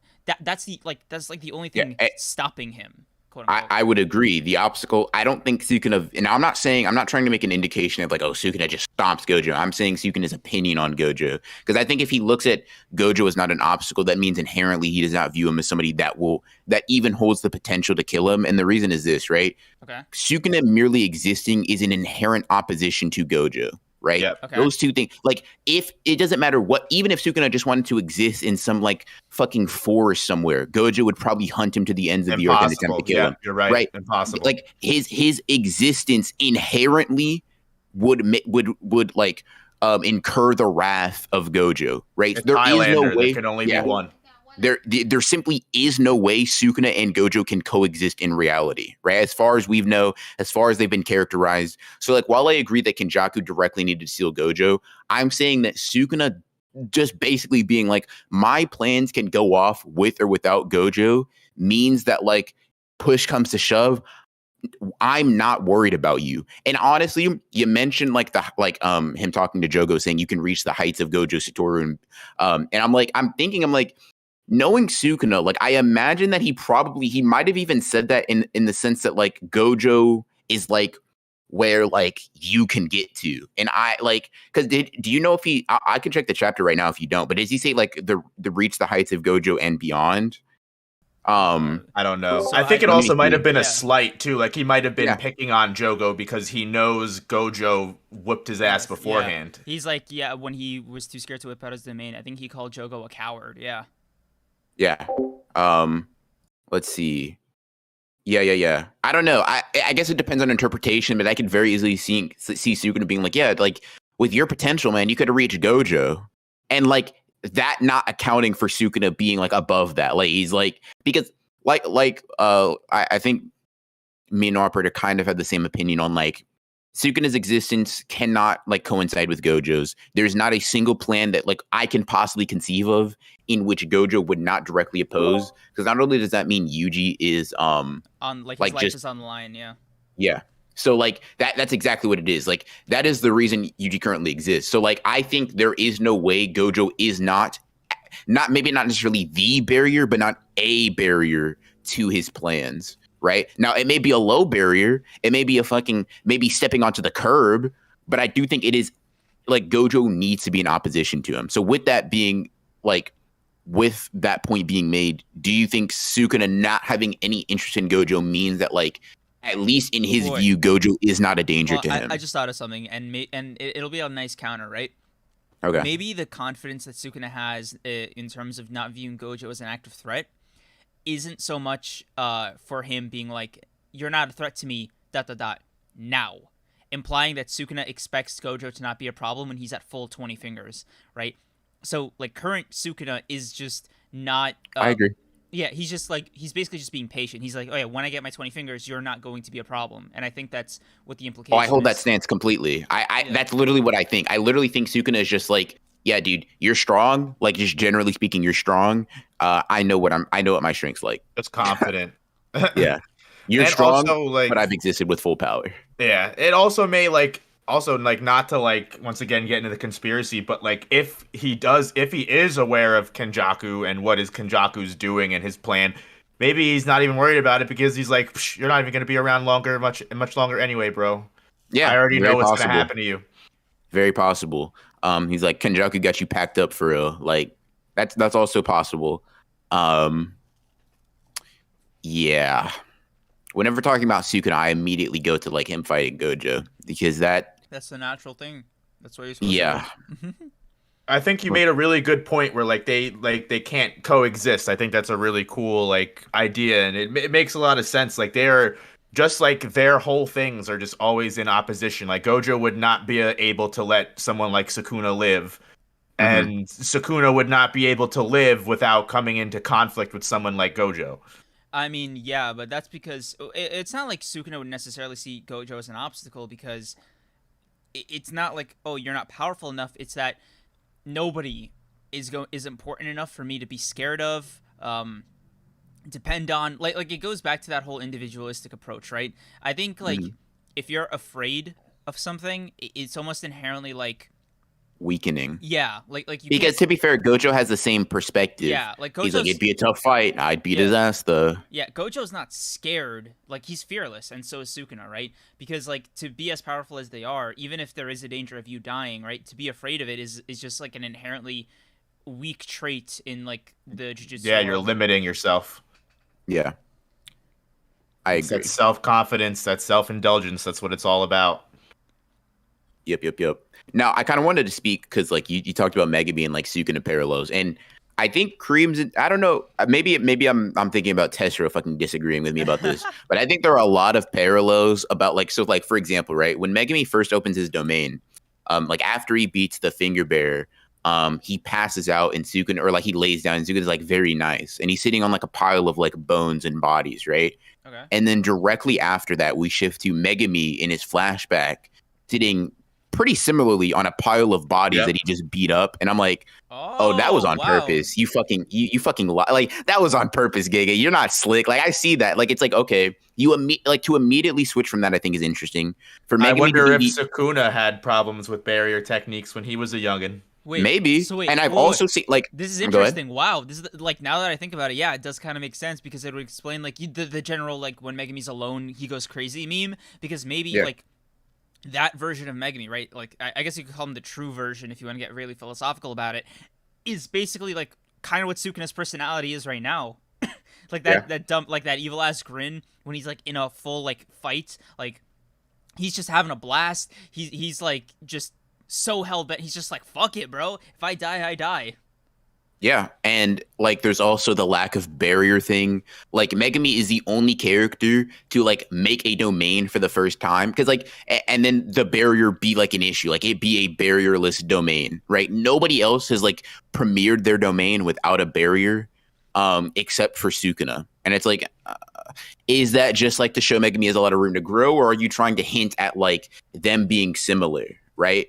Are you trying to hint at like them having some similarities in terms of the way they approach combat? Like Sukuna and Megumi also happen to be very cerebral fighters. Like it goes underrated because I don't think Sukuna needs to be smart, but Sukuna is super fucking intelligent. Like that's something I also noticed as well. Yeah, he fights Mahoraga and is like, based on the spitting, it was like, you just adapt to all phenomena, don't you? Like that's some Megumi level bullshit. Like that's some like. And Sukuna's like, you can tell that this is like an ingrained habit, because he even does this at Two Fingers with Megumi, and it's like if he does this shit with Megumi, right, and he's fighting, if he's thinking about how to beat Megumi, even passively, that's a habit. That is a trained, that is a product of training, right? Yeah, just a product of like analyze the technique, break it down, make sure it's not a threat to me. Also, another thing, really just What popped into my head? It was another thing. Oh, Megumi, when he's about to he gets knocked out by the special grade finger bear, right? Mm-hmm. I was just watching this episode earlier, not earlier, but like yesterday, right? And Megumi like flashes back to Gojo, like being more selfish, right? He has that flashback in his head. But after that, Megumi says, fuck that, and he's about to summon Mahoraga. And then he thinks about Sukuna saying that he's it's such a waste of talent. And after seeing Sukuna, he's like, fuck it. Yeah. Domain time. Yeah. Right? I'm like, Gojo did not get you to do that. The person you've known for years, but Sukuna did off of just saying, like, such a waste of potential. And that's what clicks for Megumi. And he's like, I can do this. Dude, I'm going to do this. Megumi's just like me for real. That spite, it gives him everything. Like, yeah, it's there's a lot of like things where it's like, oh, this is very like there's a lot of traits. He's like, yeah, Megumi just likes to fucking analyze. Like I held the sense that like in terms of like combat intelligence, it's like Megumi's top tier because I don't know about y'all, but so like tactical. Figuring to go to like to look at Awasaka and be like, yeah, he's got inverse. Like, oh, okay, no, dude, that's fair. It's simple enough, right? It's simple enough to figure out Kurara's technique. Is like, yes, Kurara's technique was insane. And I love the way he confirms that, like he confirms he was right by explaining it and looking for their reaction, and then based off the reaction, he's like, "I got it. I know for sure." No, I'm like, bro, you know what? You know what my reaction would have been as Kurara? You fucking nerd! How do you know this? How do you just know that? What the fuck, dude? Yeah, I like. Let's like. I think like what I don't know what that mini arc is even what even anyone would even call it, the Underground Fight Club arc or whatever. But like. Yeah. Just like that whole, like, as soon as Megumi starts diving in and out of his shadow, I knew he unlocked a new level of just badassery. Dude, like, I could not, like, that was, like, solidified it for me when, like, oh, he's on another level. It's like, I don't know if you guys have heard anyone say this, because, like, this is, like, kind of, like, my headcanon. I don't know if it's a popular theory.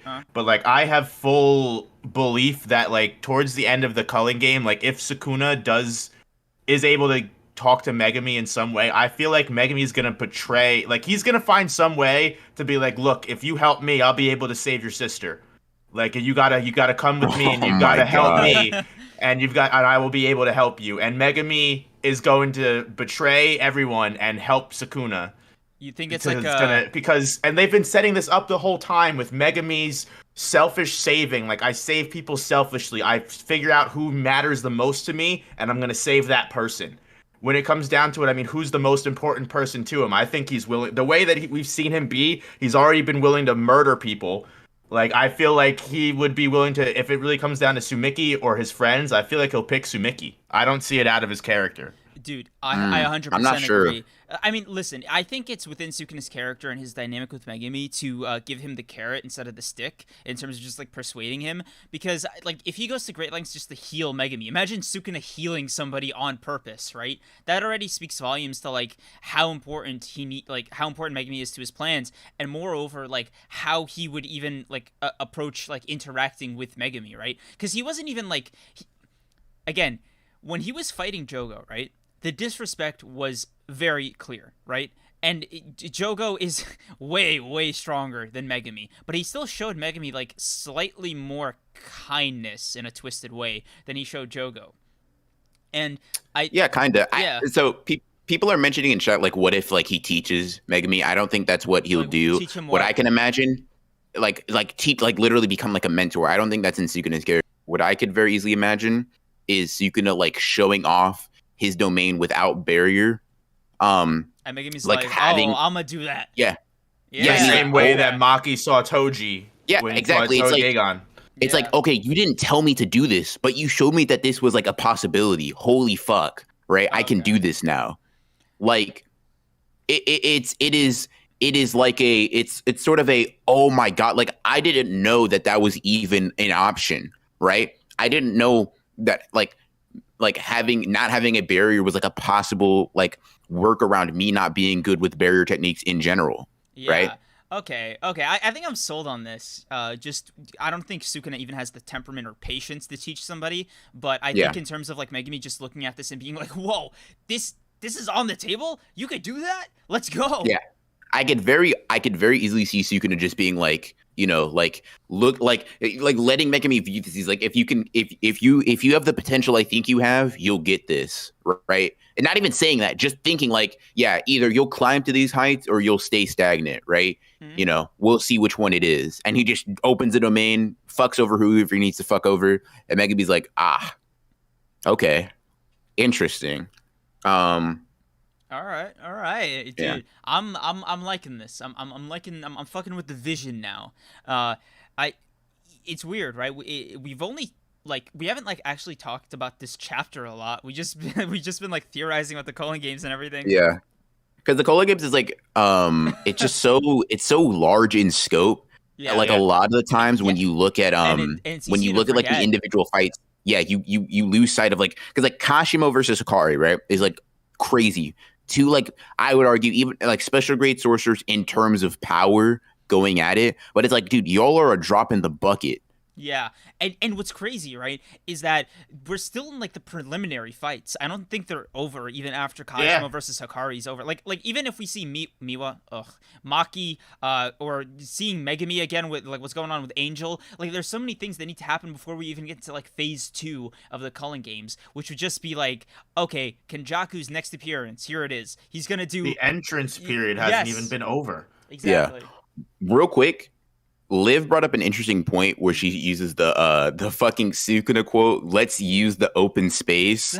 if that's some like foreshadowing shit for like a domain with no barrier, that's kind of crazy. Gege's not human, bro. Domain. Bro, oh my fucking god, dude. Oh, that's nasty. I'm just thinking about like imagine the hint of let's use the open space. Oh nah. Like, can you imagine Megumi like while he's like, he's like thinking, he's like opening his domain, like, how can I get around the barrier thing? He's like, let's use the open space. He's like, holy shit, I got it. Mm-hmm. I got it. I fucking got it. Like, nah, I'm sick. I'm telling you, Sukuna and Megumi are gonna have a buddy cop fucking arc. Good. So I'm telling you. I want to talk about Megumi for a second, just like narratively, right?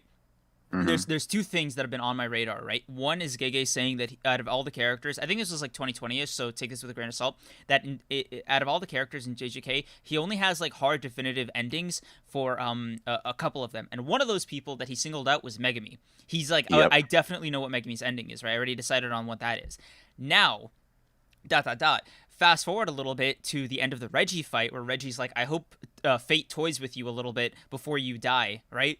And I'm foreshadowing. Like, yeah, foreshadowing. And if it's like I don't know if any of you know Star Wars, but if it's like a Anakin Darth Vader kind of heel turn we're looking at here, and Megumi goes evil, I'm just saying that'd be kind of sick. I have a lot of my stocks in Megumi going evil. I would like not. Really? I would just love to see that. I think that's not that him going evil, but I definitely think it's plausible where he could be put in a situation where he has to choose his friends or Sumiki, and like he's gonna pick Sumiki, in my opinion. No, not even that, but like maybe Megumi fails to save Sumiki, right? And he's at a point where he's just completely like distraught, and he's like, I wasn't strong enough. But instead of like a shonen protagonist moment where he's like, all right, I'm gonna try to get over this grief, I'm gonna train, gonna find a sensei, time skip arc, yada yada yada, the whole spiel, right? What if he's like, you know what, the way to get stronger in my verse is to just double down on my individuality. That being said, I'm gonna let go of everything and everyone, right? And I'm just gonna become the next Sukuna, the next Gojo, the next honored one. He tames Maharaga, becomes like essentially like not only the next Sukuna, but like just the next like special grade calamity, like natural calamity. I'd love to see that, and I think there's like a pathway for it. Interesting. Now I think all of these are very like possible. My thing is, I think like it would if Sukuna gives this choice, this would be a very like poignant time for him to like reject these forced options, right? Of like, you're telling me I have to choose between my friends and like Sumiki. It's like, nah, I don't think I'll be choosing. I think we'll be having it all. And like, He's just like, fuck, like, who the fuck do you think you are to give me a choice? And like, that would be fucking raw. Like if Megumi's like thinking about the choice for a second, he's just like, no, I save people selfishly. So why not selfishly save both? And he's just like, fuck off. And he's like, oh no, that'd be so fucking. Dude, he's like, yes. Oh no, because imagine that being like a little mini test Sukuna has. Like, will he choose something? Will he like, when presented with this choice, will he feel forced to like make a decision rather than just like choice? Yeah, will he pick both? Like, will he do what he wants? Right, and what he wants is both. If he's like, oh, that would be so fucking cool, man. Dude, if he's just like, nah, all of it, bitch. Like, I want it all. Yes. The potential of just where this series can go is like insane. Dude, like, it's just, that's part of the reasons why I love it. It's just like, especially even right now where we are in the Culling Game, like, where are we going after this Kashimo fight? What are we doing? Yeah. I have no idea. Like, it's just, it's such a wild card. And I'm just excited because, like, out of all the characters, right, there's like no shortage of them that I really, really, really want to see the endings for. Like Megumi, Yuji especially, just how his whole story, dude. Because like Yuji's story cannot end cleanly. You know what I mean? Like it will not end without bloodshed, without pain, without like an enormous amount of just everything, just effort, basically, right? But he's dying. Yeah, he's dying at the end of the series for sure. He has to, or like if they do that, if like the only thing that I think would be a fumble on Gege's part is separating Yuji and Sukuna. I think that's bad. Like if he does that, that's him jumping the shark. Think so. Yes, because it kind of like you, and if he still kills Yuji, it might like mitigate that a little bit, but it would need to be a case of like this is a very, very active part of Yuji's character. The guilt he feels for the actions Sukuna has taken while in his body is something that I feel would almost kind of be taken away. Like that burden might be partially lifted from him if they were ever separated into two separate entities, and then it's like, oh yeah, no, Sukuna, you did all of that, you know? And I think it just... Well, do you think that burden goes away if it's like, no, I did that, right? And it's like, because I think they've already been referred to as like separate entities, like in the manga now. Like, within I think specifically they have to be separate entities because I think like the whole thing with Yuta and Rika is that's why Rika was able to give him go ahead. Sorry, the whole thing is like that they're merging, right? The whole like Gojo's whole thesis was that Yuji would at some point absorb all of Sukuna's techniques, and right now Yuji is the host, like he's the dominant one in it, like the dominant trait, right? That's why Sukuna isn't just like out running wild as much as he pleases right now. So if that's the case, right? The fact that Yuji feels responsible is because there's like his loss of control over his body and by extension over Sukuna led to these people dying, right? But if it's a case where Sukuna's out and independent of Yuji's ability to control like when he comes out, then it might be a case where he is just not responsible for it. He just isn't. I mean, Yuji feels responsible for killing people that like are attacking him and that are like that have been constructed by other opponents. Yuji will feel he will feel just as guilty if the thing is it could also be a lack of control thing. And I'm not saying I think Sukuna will or even should like not or like lose the cohesiveness with Yuji. Okay. What I'm saying is I don't think Yuji's guilt will waver in any sense because if he's like I let Sukuna escape from my body and run wild without me being able to suppress him, he is just as guilty in his own mind as if he switched over with Sukuna, right? Like all of these are like the thing about Yuji is like his guilt is not completely logical. It's not based in like reasoning and like normal expectations. Sure he even says that in the beginning when he's talking with Yaga before he becomes a student is like I feel like I would know as I was sitting in my apartment reading manga that Sukuna was out there killing people and I would feel guilty for it. Yeah. But like I guess that's true, but like I still feel like I'd want Yuji to in some way have a kind of like I want him to have a peaceful ending, if that makes sense. Whether that's a peaceful death or being like free of his guilt of Sukuna's actions or any of those things. I just want him to have some kind of peace. Whatever form it takes is like I'm game for, but like I think that if they were to separate them into two separate bodies, right? And I mean that like in a, oh yeah, now Yuji is, there's two versions of this, by the way. Yuji has all of Sukuna's techniques at this point ingrained in his own body, and it's like Sukuna versus Sukuna, but like, it's the whole thing, right? The other one is Yuji's just fighting him with like his Divergent Fist and his Black Flash, and let's be real, Yuji's gonna instantly die. Because like, dude, Sukuna's Sukuna. And he just can't like upgrade his way.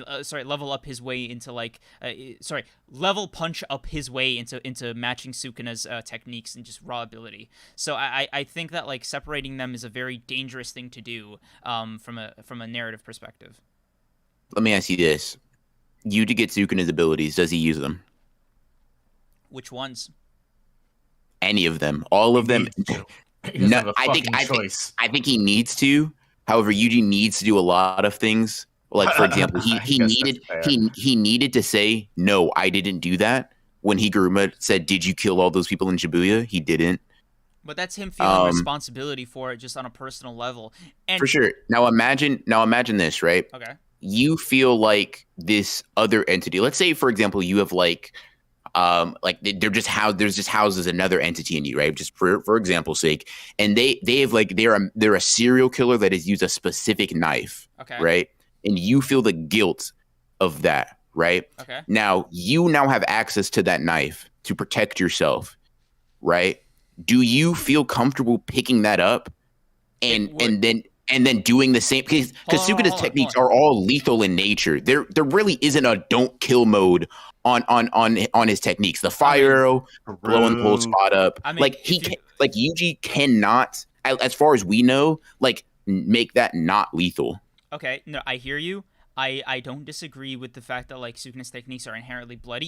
Even like a maim shot would like make you lose limbs, right? It's not like a casual thing, but there's two different counters that I have. One is using it for protection, right? Yuji wouldn't like lead with it, right? If he's fighting, if he's like on the hunt for curses, especially if they're curses, right? He might just like curses for sure. But if it's like transfigured humans or just like curse users, he's probably just gonna stick with Divergent Fist, like his own power. If not, right, then it's going to be a case where Yuji is only going to use them when provoked. Right, when somebody is like threatening the lives of like his loved ones, random civilians, stuff like that, it's going to be a weapon he uses for defense, but not necessarily like going out and being Jack the Ripper. So I think I could kind of see that. I think I would make the caveat that Yuji probably wouldn't use it to defend himself. Yeah, no, that's I deliberately left out himself. Yeah. Because I think I can very easily see you just being like, it's fine if I die, right? Mm-hmm. Like that is an acceptable loss, right? The only reason he's even still active is because Megumi like specifically called on like his weakness to help people and like help him specifically. He's like, I need your help, right? Yeah, especially like now when he's in I'm a cog mode, like he's very much in a very specific kind of headspace that I don't think he's getting out of so easily. I am useful to my friends now, which is why I'm alive. Yeah. Right. And I think there's also a secondary goal of just like the second I finish eating that 20th finger, bullet to the brain, bro. Like that's kind of sort of like I got it. So the thing is like I'm trying to think like psychologically, I'm trying to imagine what that would do to Yuji to like use the technique, because he visually seen what that does. He saw it kill the two girls that fed Sukuna his finger. He saw technique. He saw that technique raise all like a lot of Shibuya and like kill dozens and dozens and dozens of people. That's a technique that took Inamaki's arm, right? That's like this is the ability of a mass murdering character that opposes him to a similar degree as Mahito. And he felt all of it too. When he came back, he had all those memories and everything immediately transfer right into him. He literally felt like he himself, like he was in the driver's seat. Yeah. That's literally what he felt like. Yeah.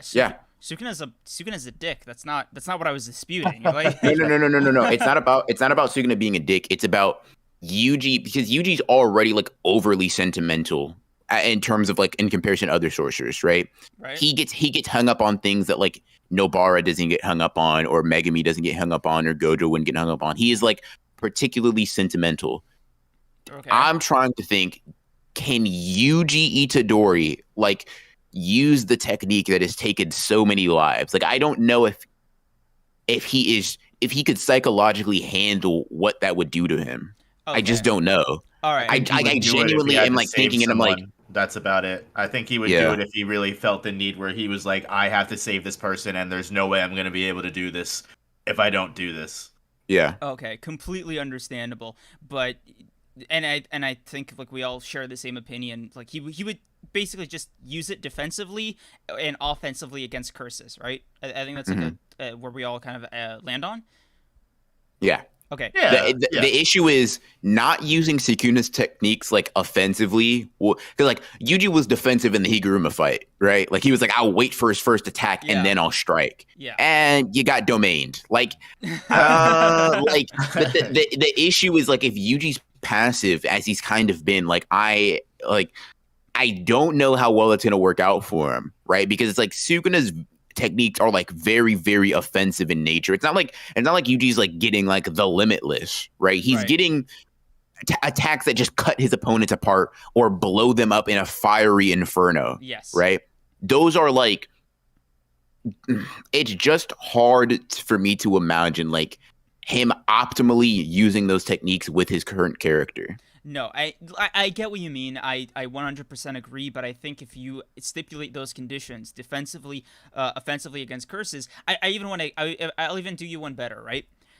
in the case they would separate, right? That hypothetical I talked about earlier, Mm-hmm. he would definitely use them against Sukuna, like without restraint, right? For sure, I could see that. I could see him particularly being angry and like lashing out in that way. Now, chat brought up an interesting thing that we can talk about, where it's like Yuji was particularly opposed to killing like people, but then killed the transfigured humans. Okay. I agree that that's growth for Yuji. However, I don't know if like that's indicative of him being able to overcome like large traumas like very quickly, because I think in Yuji's mind he was able to rationalize it as like these people are already dead. I'm doing them like there is nothing I can. Like, and Shibuya was so much more traumatizing. Yeah, I feel like he hadn't even like he lost Junpei, but like I feel like the having to live past someone like Junpei dying was like he was able to rationalize and break through, but like, and he didn't cause it. He actively attempted to help. What happened is two malevolent fucking evil creatures didn't allow him to, right? And that's why he was able to take out his rage on Mahito, right? With the idol transfigured, like the humans were literally crying, like asking to be killed, right? If you look at it, has Yuji ever knowingly killed like has he ever killed a human? Even a curse user. Yeah. He hasn't killed a human that's like not transfigured or like on like literally set for death, right? Like even with Eso and Kechizu, he didn't know. He apologized. Right? Yeah. Yeah, first of all, he says sorry, and he didn't know until after like he dealt the blow and it didn't disappear. And to like against Yuji's point, I guess, like when Nobara dies in front of him, or quote unquote dies in front of him, he breaks down completely and he's done. Yeah. Todo has to come in and help him. Like Yuji wasn't able to overcome that on his own, right? He just wasn't. And that's not to say, that's not to say he's weak. Obviously not. But it's Yuji. There are certain hard limits Yuji cannot overcome, like like by himself, right?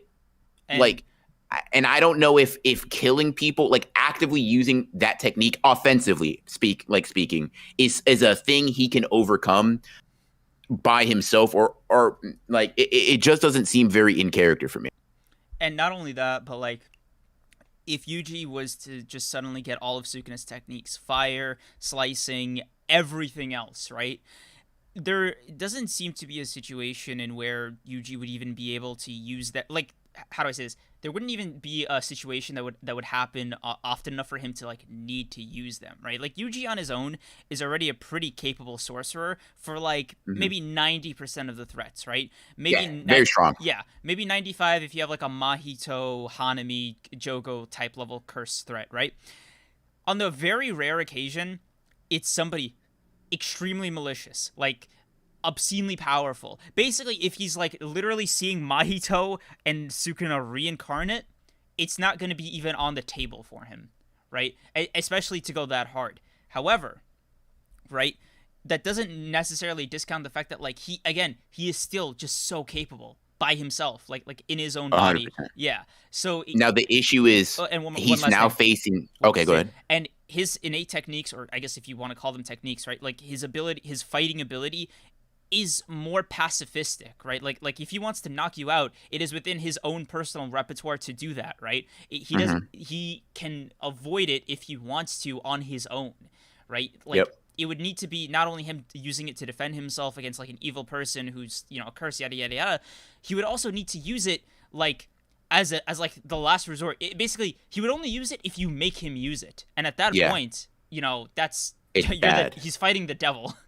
Yeah. And okay, so Tester brought up, are you going to touch on how ruthless Yuji was towards those hair airplane curse techniques users?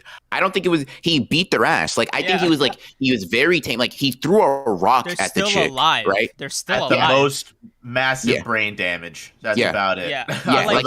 For the one guy. He literally throws a rock at the girl. It cuts her side. She falls. And it's like, he's surprised. He's like, oh, damn, she wasn't that strong. Yeah. And then he punches the guy in the head. And like, the guy still is able to speak after. Yeah. Like it's sort of like, I'm not saying Yuji's being like gentle with them. All I'm saying is like if you want an example of how example of how merciful Yuji is, both of those people are still alive in the Culling games. Like and there was no use to them being like with Megumi, he tried to leave people alive because he's like, I want your points. But like Yuji and even Yuta left Ishigori and Earl alive because he's like, thanks, he gave me your points, appreciate it. Yuji could have just been like, he punched him in the head, they're knocked out, and then boom, hits her. It was more even kind of like he didn't even know his own strength kind of thing. Like he took them like serious opponents, and he was kind of like even like you said when he took down the Go, he was like, oh, that was it. Like I feel like it was more of a case like he's just fighting at his full strength, thinking he has to, and not realizing it. That they're fodder. Like, there's the thing, right, Tesla? You say, like, no... One, from his knowledge, she can fly, right? So, like, her falling isn't really a thing. And two, we know she's not dead because obviously he didn't get points. And three, he literally is like, oh, she's like, I beat her. Like, it's not that, like, oh, he had no consideration for her life. It's that he did not expect her to lose from a rock throw. Yeah, and not for nothing, she was also coming at him trying to kill him. Yeah, so it's not like he's just defending himself. Yeah. I don't think he's trying to kill her and trying to throw. I don't think he's thinking, all right, she's gonna drop from this building and now she's gonna die. I think it's more or less like that was his way to defend himself, and she dropped, and he was like, all right, well, that's one threat taken care of. Yeah.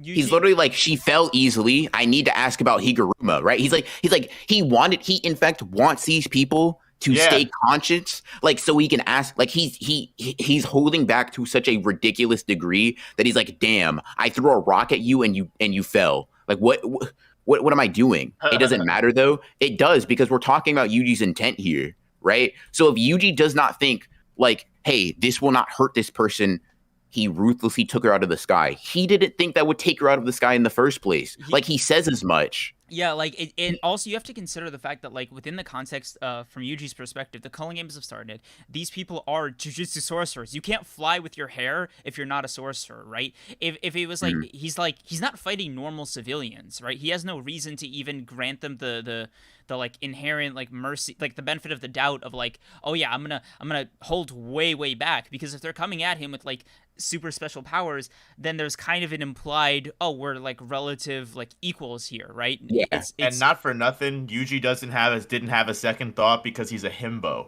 He doesn't have a second thought ever. He literally, like, if you look back at the panel, he's like, she fell easily. Like, there's a question mark, and he's like, she fell easily. So you can even say, like, the intention was for him to take her out of the sky. The intention is just to fight back to some degree, right? He probably didn't even think that, like, she would fall. It was like, dude, I threw a rock imbued with a vague amount of cursed energy. What the fuck happened to you? I think Yuji's more in a passion, like, or more in a mood of like, I'm gonna do what I have to do, and like, if you survive, awesome. If you don't, like, you're still trying to kill me. Yeah. You think so? I don't know. I don't think he's necessarily going out trying to kill people, but like I said, like, I mean, like, he probably fucked that guy's brain up. Either way, like, I think he's gonna do what he has to do, incapacitate people, and then he's gonna move on. Like, it's like you're saying, like, he just didn't think about it that much. He threw his rock at her, she fell, and he's like, okay, well, I think even to the point, he's like, okay, well, if the other guy doesn't show up, I'm gonna go try and find her to ask her questions. Yeah. Yeah. Let's see. Yeah, it's one of the and yeah. Go ahead. No, you finish your thought. I was just gonna say, Testro asked, like, upon realizing that she's falling to her death, which we know she didn't, because there's no points. She's also a sorcerer, so, like, I don't know if, like, falling through a building that we don't, like, first of all, she probably fell like 10 feet from, like, the sky through a window onto the ground, right? Like, also, I don't know, like, whatever. I think this is a lose-lose situation. Dude, so one last thing. Even a fodder sorcerer could survive, like, being thrown off a building. That's just, like, so basic, right? If you're a jujutsu sorcerer, it's, like, basic, like, level 1 enhancement.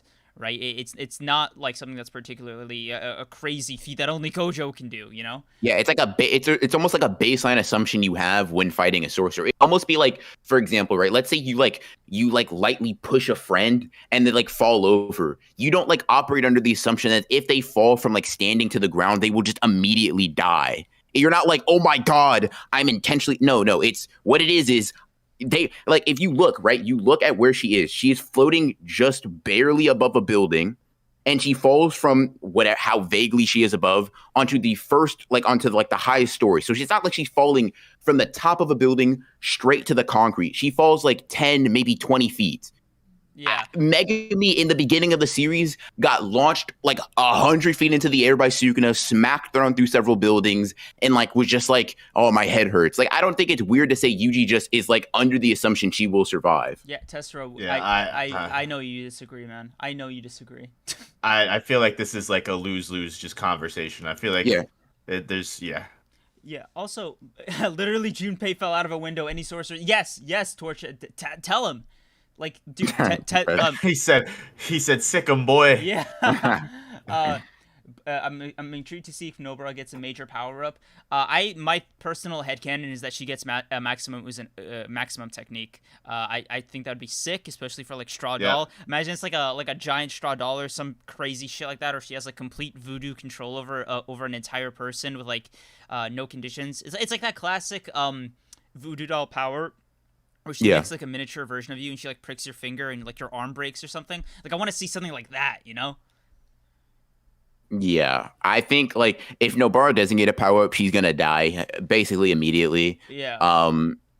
Like literally. Schrodinger's. I don't want Nobara to come back for the specific reason that every single time there's like anything inconspicuous that happens, you have like 3,000 people on Twitter being like, "It's Nobara.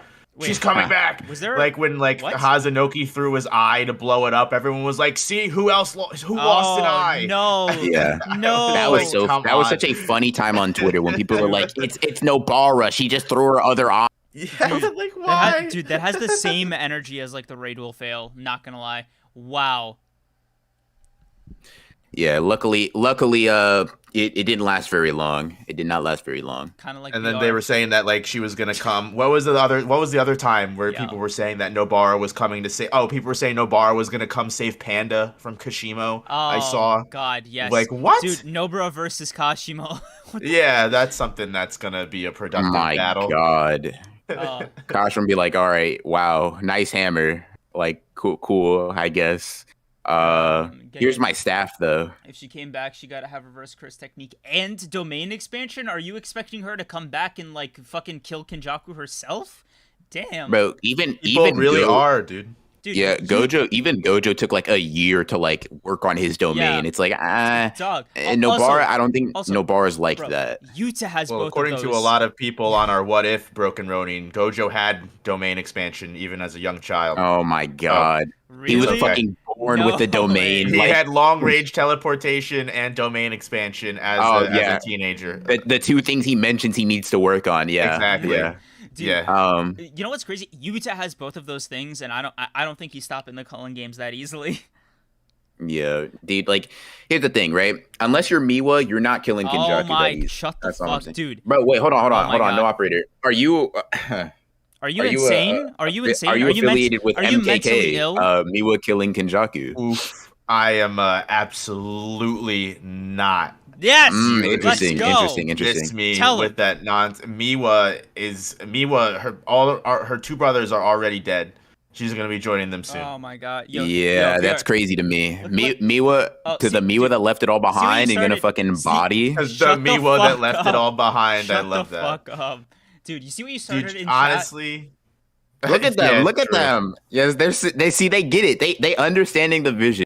See, I don't want to hear any backtracking when Miwa goes up to Kenjaku, cuts his head off, and is like, "That's for Mekamaru." Go ahead. Absolutely. Dude, why doesn't she just kill no Sukuna shot while she's in at hell. it? Dude, you know what actually is gonna happen? Takaba is gonna say, "Wow, wouldn't it be funny if Gojo got unsealed?"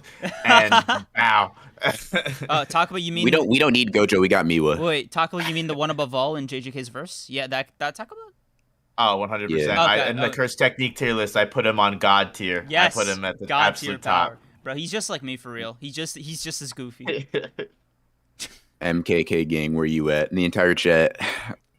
Seems to be most chat. I do hope Miwa does come and like with a power up this arc. I really do. What? I really do hope she does something. I would appreciate it. What power up? What is a Miwa power up? I don't know, dude. Like? I don't know. Even Kusakabe seems like a loser to me. I just don't understand. He is bro. He just does. Like, I don't think either of them have like a curse technique, right? I think that's why people the new Shadow stan style. him. Dude, and I don't understand it. First of all, I like his design, but like generally speaking, his abilities, and I think the new Shadow style school in its entirety seems to be just built on like counter offense or just defense, right? That's like what the form is for. That's what the simple domain is for. It's basically like, hey, are you not talented enough like from birth? Here is what you can do. Here's a sword. Try to survive.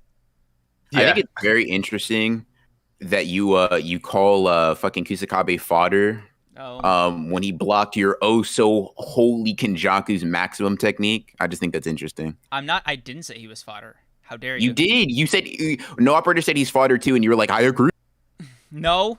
BR. That's what you said. Run the tape. Run the tape back. BR. Chat. What'd he say? BR. Chat. Run it back. What'd he say? Chat. Run it back. What'd he say? Kusakabe's only feat is the comedic tone of when Orame like heals themselves from the fucking blood poison, and he's like, I want to go home, man.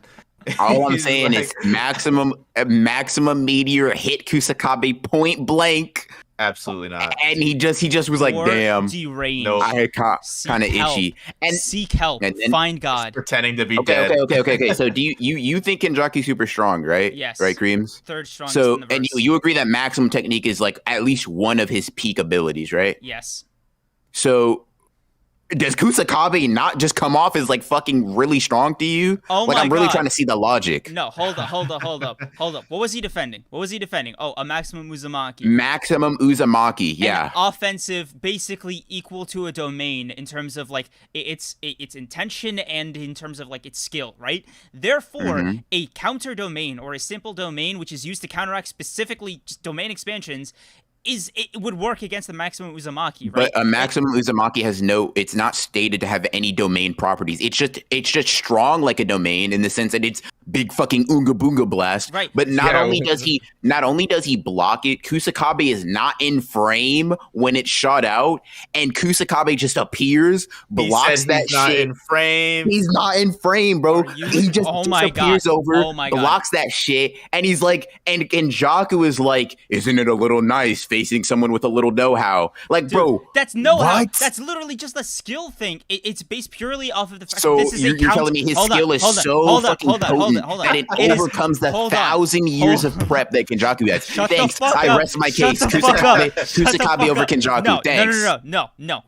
I'm not letting you get away with this. No. The whole point of the new Shadow style is that it was like it's a school. Like for all we know, this new Shadow style thing, or maybe there was an old Shadow style, and at some point like the technique or like the school improved, and it's actually like a 500-year-old like ancient technique or some shit that is used like to like not counter but just make sure that you survive against uber powerful opponents to do some shit like I don't know, whip out a domain or a maximum just like straight off the rip, bro.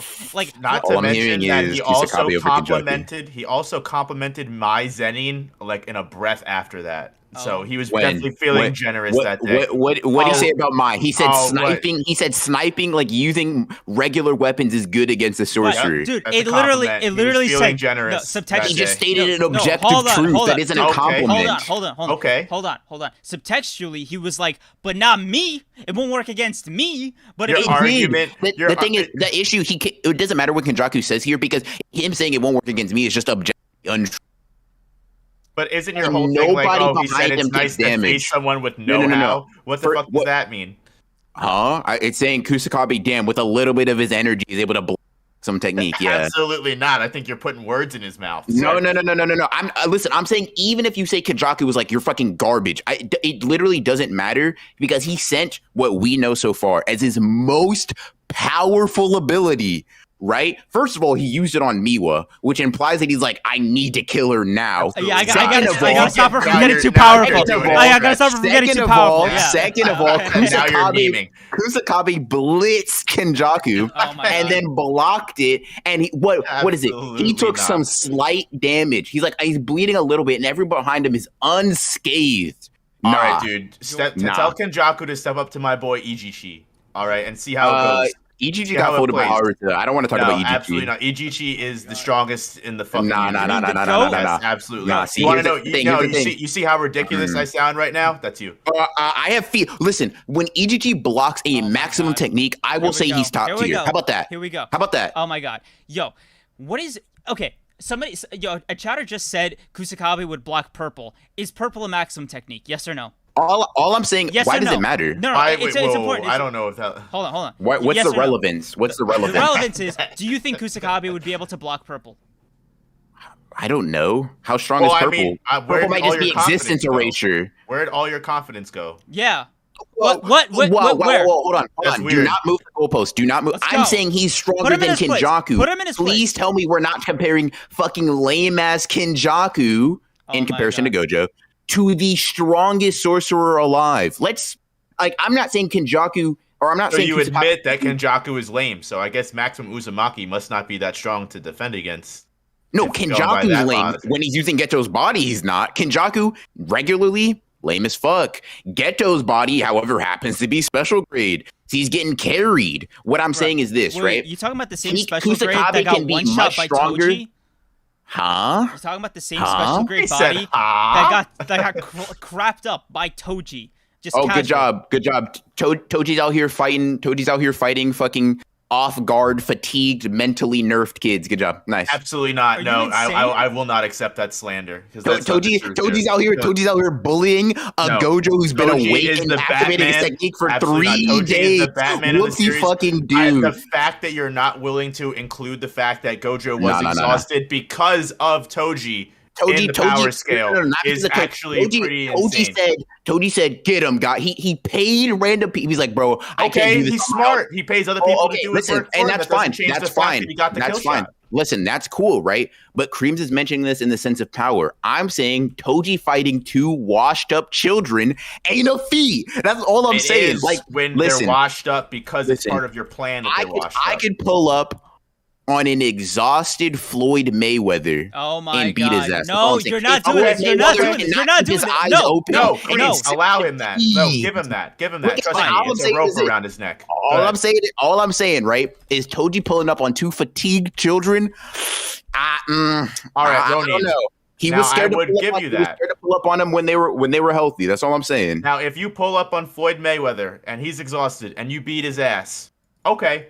But normally I wouldn't give you that. But if he was exhausted because of what you did, I would give you that. I'd say, hey, you know what? If you planned it 3 days ago and you were like, hey, Floyd, why don't you train for this 5K run mile? Oh my God. And then you have him train for a 5K. He's working out for the last 2 days and he's all tired. And then you get him when he's all tired and in his most vulnerable moment. I think I would relatively say that you were responsible for that, and I would give you the entire win. Okay, so let me ask you this: if I beat an exhausted Floyd Mayweather because of my planning, would you now say I am the best fighter to ever exist? No, is that what you'd be able to say? Win was that a statement? Or would you say, or would you attribute it to my fighting ability, or would you attribute it to my planning? Which one? I contribute it to your cowardice. I feel like it's weird that you just built that straw man. Yeah. No. I'm saying Floyd Mayweather is typically considered like the best fighter in boxing, right? I'm saying because I beat him, am I better? Or do I just okay? Let me ask you this, right? What do we attribute Toji beating Geto and Gojo to? Is it planning or is it strength? Which one is it more? Planning. Okay, that's all I want to say. I'm saying Toji, when he just pulls up to somebody, he ain't like that. He's not a real hooper. He's not a real hooper. Oh my God. He beats up fodder. Like, okay, show me who does he beat that's at full power? I'm curious. Do you think Toji would ever hoop without that preparation? I think not. I mean, he's been forced to hoop without preparation. Look how that turned out. He pulled up on Dagon, who was nerfed, and then he beat him. Like, okay, good job, Toji. You beat a nerfed special grade. Good job. Here's your gold star. Wow. That's crazy. Like, all I'm saying is, when is Toji pulled up on a full power character? When? Because you can't say Dagon because because Megumi was nerfing the domain's ability. So even Dagon was like, oh, damn, he was fighting a nerf Dagon. Toji ain't a real hooper for real. He just ain't like that. And then he fought Megumi. Megumi was exhausted. He's not like that. I've heard enough. He's just not like that. Are you really going to sit there, dick in hand, and be like, oh, yeah, no, Toji was actually fodder this whole time, guys? I think he is. I'm just saying, listen, fodder is relative, right? I'm saying he ain't like that. He's not him. Bro, E-I-E-I-O. I'm just saying, listen. McDonald had a farm, and it had a fucking straw man on it. What relevant character has Toji beat at full power? Like, I'm still waiting. Rico. Rico? Nah, you desperate. And even that, he off-guarded her. He shot her when she wasn't ready to fight. The Star Plasma vessel? Are you kidding me, dude? You're when gonna she's fucking disregard that kind of she's feat? off guard. Listen, if he would have pulled off guard, dude. Off guard. Listen, hold on. If Floyd Mayweather ain't paying attention and I sneak him with a full power attack, who still gets the window? Who walks away? You do. Yo, BR. Me. Yes, but I'm not a better fighter. BR, That's not what you tell people. We talk about throwing hands, buddy. That's not. When you tell the story, you won and you bested him in the fight. No one has to know. And then sure. So Toji was able to beat a little girl who has no combat experience. Yep. Hey, yo. Yes, let's go, Toji fans. We gotta win. I would accept that as a W. He's able to shoot a girl when she's off guard. Woo! That's a W in my book. Oh my god. Dude, BR. Seek help. Professional. No. Yeah, clearly you're the unhinged one. Okay, look. Gojo, nerfed. Geto, nerfed. Rico, off guard. Dagon, nerfed. Megumi, nerfed. And he died. He died fighting Megumi when... Nah, I'm sick. What did Liv say in the chat? Someone got manga brain? That's what it is. Dude, you've got manga brain. The most psychotic thing I've just heard... Hold on, we're not letting this shit slide. Did you hear what he just said? He just said... that Megumi killed him? Dog. I didn't say no. I didn't say Megumi killed him. Run it back. Run it back. I knew you were on Megumi's shit, but not like that. No, run it back. I said Toji died. I swear on everything I didn't say Megumi killed him. Run it back, chat. On everything? I want you to play it back. On everything. Play it back. I said Toji died. Yo, clips. Play it back. Guys, clips are on. Hold on. Play back the tape. Clips are on. Play back the tape. Clips are on. Clips are on. Play back the tape. Play back the tape. You're trying to gaslight me. Toji died in that fight. I did not say Megumi killed him. He killed himself. Yeah, he was so scared of Megumi. He was like, "Oh my fucking god, no. He's going to torture me." He's like, "I gotta get out of here," and took himself out. Bro, of course I'm gaslighting him. He deserves it. He took himself out because he didn't want to kill his son, dude. He was terrified. Like, no, I don't want to do this. Shaking. He was like, dude, if I fight somebody who's actually prepared to fight me, I'm going to die. Right now you're actually lying. Now you're actually just lying. When he was like, way too much. Toji was like, I'm about to fight somebody who's ready to fight me. I'm going to die. And I was like, I got to get out of here. I got to go back. Should we like hop off stream for this? Like, we've got an audience for this. Maybe they shouldn't see this. Bro said I got to die to avoid this ass whooping. Have some couth. I'm sick, bro. All I'm saying is y'all just aren't accepting Toji's not a real Kusakabe is. You're out of your mind. Kusakabe nicer with a sword than Toji. Let's talk. Dude, Toji is literally the human equivalent of Sukuna and Gojo. I don't know about that. I don't know. Like, kind of got two shot. Okay. I don't know. Like, personally, I don't think Sukuna would ever go out just getting hit with a purple like that. BR, I don't know. Dude, BR been hitting that cactus juice a little big too hard. Stepper Kusakabe. That's what I'm saying, bro. No. That's what I'm saying. See, chat's starting to get it. Chat's starting to really get it. Not. Listen, has Toji ever blocked a maximum technique? Bro, have you? Huh? Yeah. When? Hey, yo. Jogo threw it. Jogo threw a maximum technique at me once and I blocked it. Yo, the shit he said when he was like, "Oh, I'm gonna hit Floyd Mayweather with a special attack." What are you about to hit him with a Ronin Rush? What was his special that's exactly. attack? I don't know how you knew the name of my ability, but Oh my god. No, I'm sick. I can't allow this to happen. All I'm saying, right, is y'all are arguing with your emotions. I'm saying Kusakabe. Let's look at the feat real quick. Kusakabe blocked. Logic. Get out of here. Sorry, facts don't care about your feelings, guys. Sorry, that was funny. Kusakabe blocked a maximum technique. Has Toji.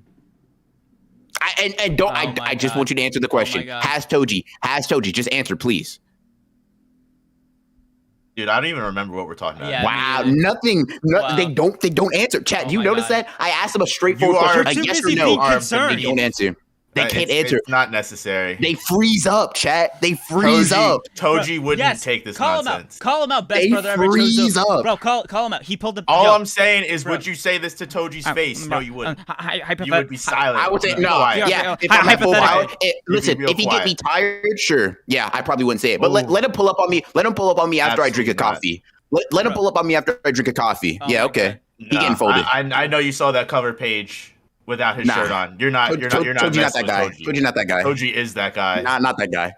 He never put up on a real hooper and won. Toji doesn't even work out. He just has that body like normal. He's not that guy. He's not that guy. Like, listen, I mean, Toji's not him. Let's just say hypothetically, he's not that guy. Super That's what you Panda, sound like. Ronin, you're drunk off your power. You need to stop. I don't know, man. Bro, Kusakabe might fucking blitz. You know what you're giving me? You know what you're giving me? You're giving me like Gojo post Honored One's awakening deranged energy right now, man. You need to. I'm not deranged. I'm literally spitting. Because like I'm saying shit and I'm providing evidence, and y'all are just fucking like crumbling. I asked y'all a simple question: has Toji blocked a maximum technique? Y'all didn't answer. Do you want to answer now? Do you want to try again? You want to run it back? Has Toji blocked the maximum technique? Okay, has Toji ever been in? No. Answer my question. Hold on. Has Toji ever been in the need to deflect against the maximum technique? Can you answer my question first, and I'll answer yours? Fine. I'll hit you with has this. Has Yuta ever deflected a fucking maximum technique? Hold on. What do you have to say about that? You know what, BR, I'll play along here. No, but Yuta fights people off this hour. Sukuna ever deflected a maximum technique? No, hold on. Yo, BR. No, Sukuna's a real hooper. I'll engage with your schizophrenic delusions for a split second, okay? Toji countered a full-on unleashed domain, and a domain is roughly equivalent to when is he countered with the scissor hands cursed spirit lady? That's a full-on domain. Ooh. I don't remember the barrier. I don't remember that. Like a full-on domain to me. Sounds like he said an innate domain and not a domain expansion. Oh my god! If you want to, Sukuna, when he's inside Yuji, says that that's his innate domain, and that's different than his domain expansion. So clearly, difference don't believe between. You. I disagree. Okay, I'll pull it up. I got you. That's fine. Oh, you disagree? Disagree with the manga? Disagree with Gege? I disagree with Gege. I don't think he knows what he's talking about. Yeah, he doesn't know the series like I do. Yeah, all I'm saying is Toji beat an innate domain. Cool. Nice. That don't sound like a maximum technique to me. Hey, yo, chat. Can we get some likes in here? All right, you're watching a man lose his sanity in real time, okay? I'm literally spitting. You're not. You're literally off the rails. Maybe drooling. I don't know about that. I wouldn't call it spitting. I don't know about that. Like all I'm saying is, okay, Kenjaku unleashed what we so far know is his full power. Look, all I'm saying is blocked it. The guy that had the helicopter hat 100 likes. Definitely beats Kusakabe. You're wild. Oh my god. You're wild. You're actually just wrong. I'm sorry. Just from fashion sense alone, unstoppable. That's crazy. Okay, That's crazy.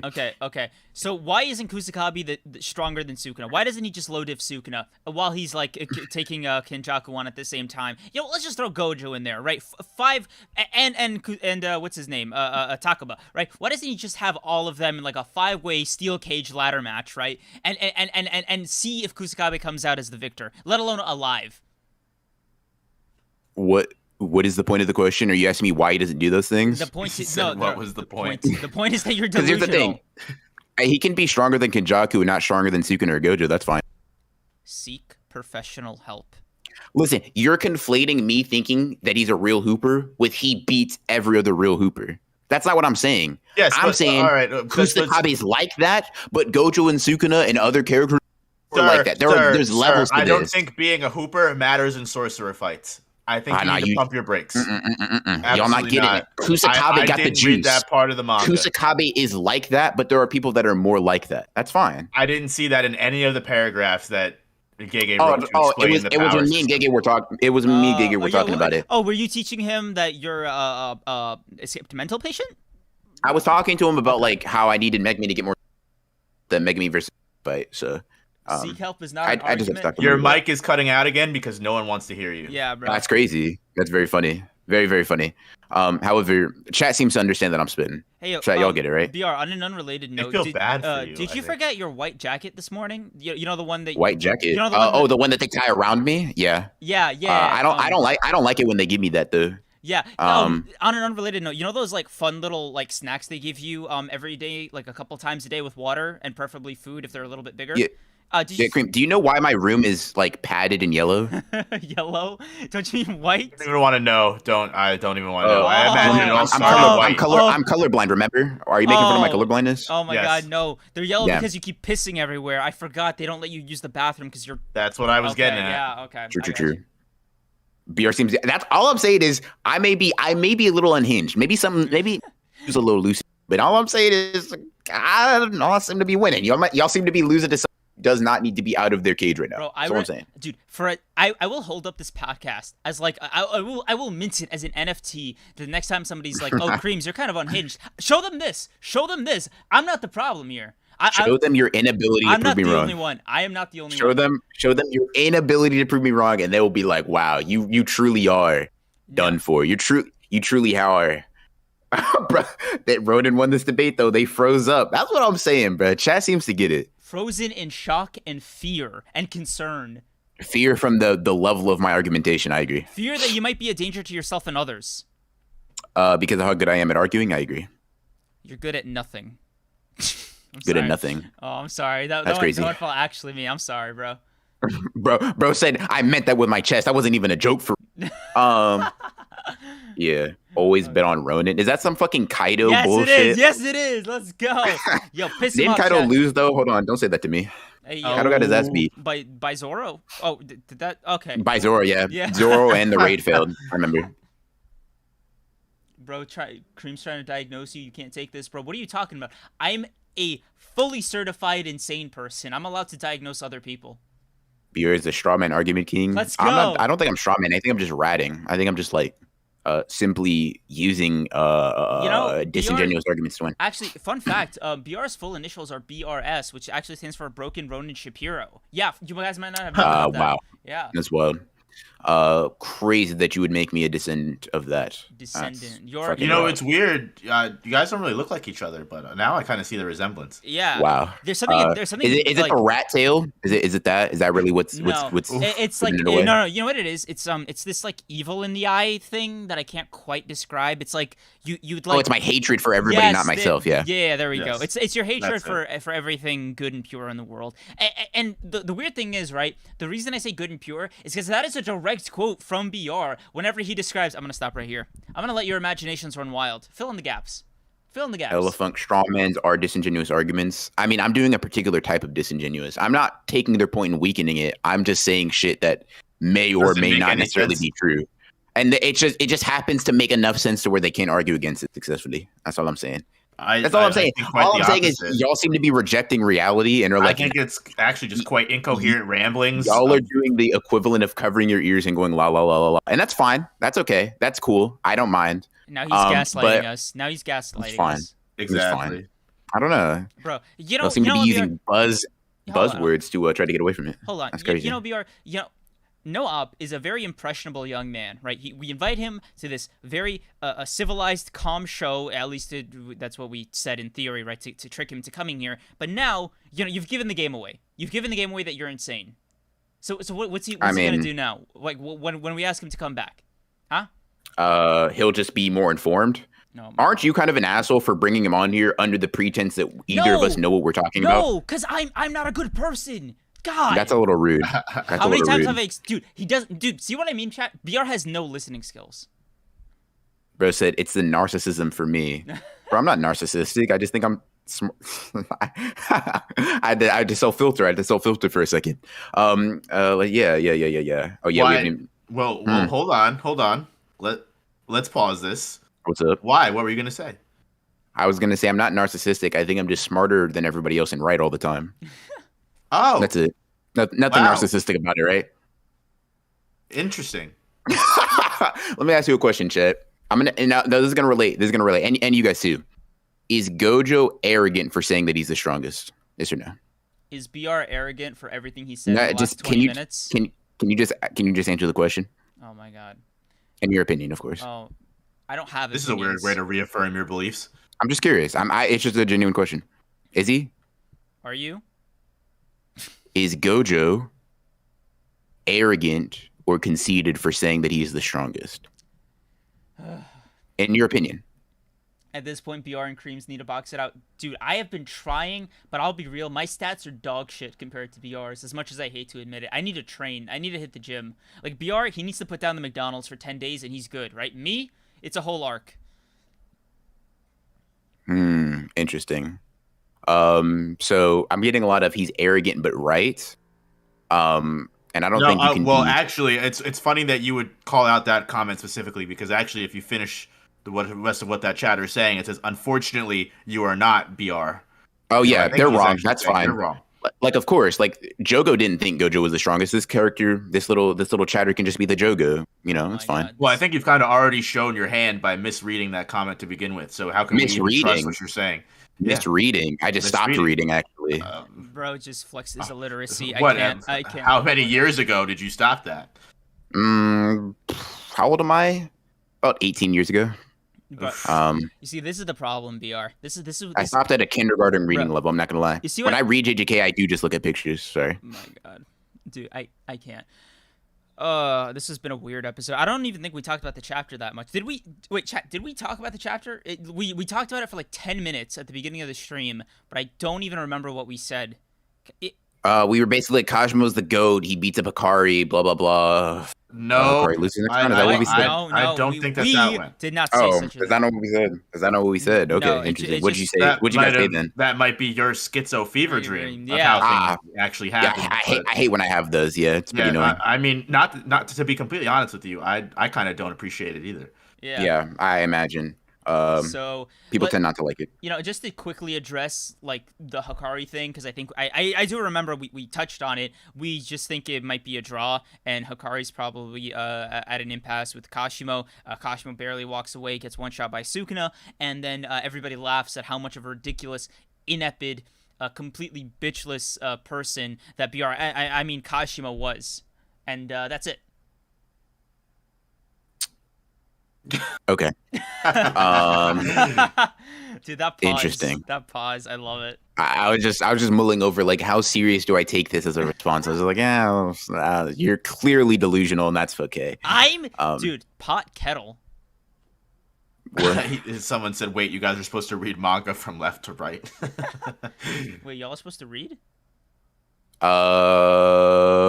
I don't know how to read, chat. I'm not gonna lie to you. Bro, that's so like weird. You. That is so like you, BR. Yeah, I just told you guys I own pictures. Like y'all think I'm joking, but like I haven't read a single. Like I'm surprised I know what these. But to be fair, I just like I hear people say that I'm like, oh okay. So words. What are words? I don't do those. Thanks. Do you guys have anything else? Because I think like at this point we've kind of hit a fever pitch with BR's insanity. So. Anything he needs else? a snap. Yeah. Do you guys? I do. You guys got anything else on the agenda you want to talk about? Any people you want to air out? No op. This extends to you too. If you want to like use this as a platform, jumping off point to say anything out of pocket, which honestly, compared to the two of us, will seem pretty tame in comparison. So, do you want to just say things? Do you want to just say things? Yeah. I have a question then. If we're kind of winding down a little bit, it's just curious. Right. What are your guys' stances on Kashimo potentially having a domain still? Oh my god. I am in the I don't know camp, but I hope he doesn't. I hope he has a maximum technique. Also, I'm curious how many of you guys aren't subscribed. Like, can you imagine like 50 of these people that come in are here from No-Op, and they're just like, you know, I thought I came here for a nice civilized discussion about my favorite manga, Jujutsu Kaisen, and all I got is this depravity, and it's your fault. Oh, why do you think they talk like that?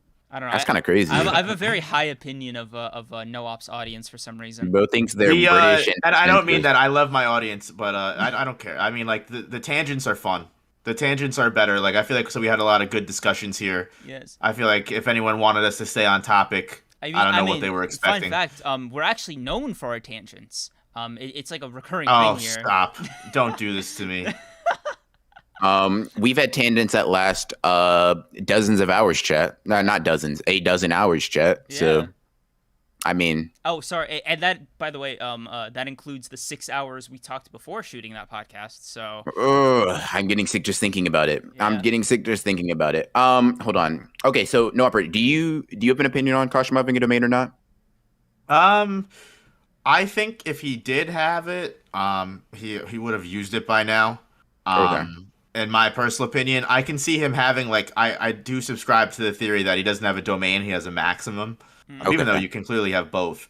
But yeah, I don't know. I feel like if he had more, he would have used it by now. Like I know you can make the argument that he's saving it for Sukuna, but I don't know. Super X Panda, Hikari has come back too many times for me to be. I'd be like, dude, I'm tired of you. I'm just gonna go all out at this point. Yeah.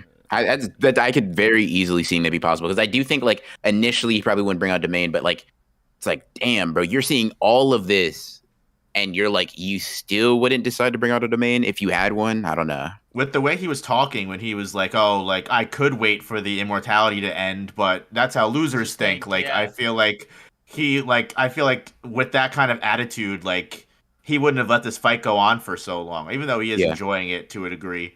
Yeah. If he could kill Hakari easier or like with more efficiency, he probably would. Exactly. And if not, that like recontextual, like if we eventually see he does have a domain that and he doesn't use it here, that'll recontextualize a lot of like this fight. Also, to answer your question, Noir Sor, not you. Super 4X Panda, Mei without a doubt, in a heartbeat even.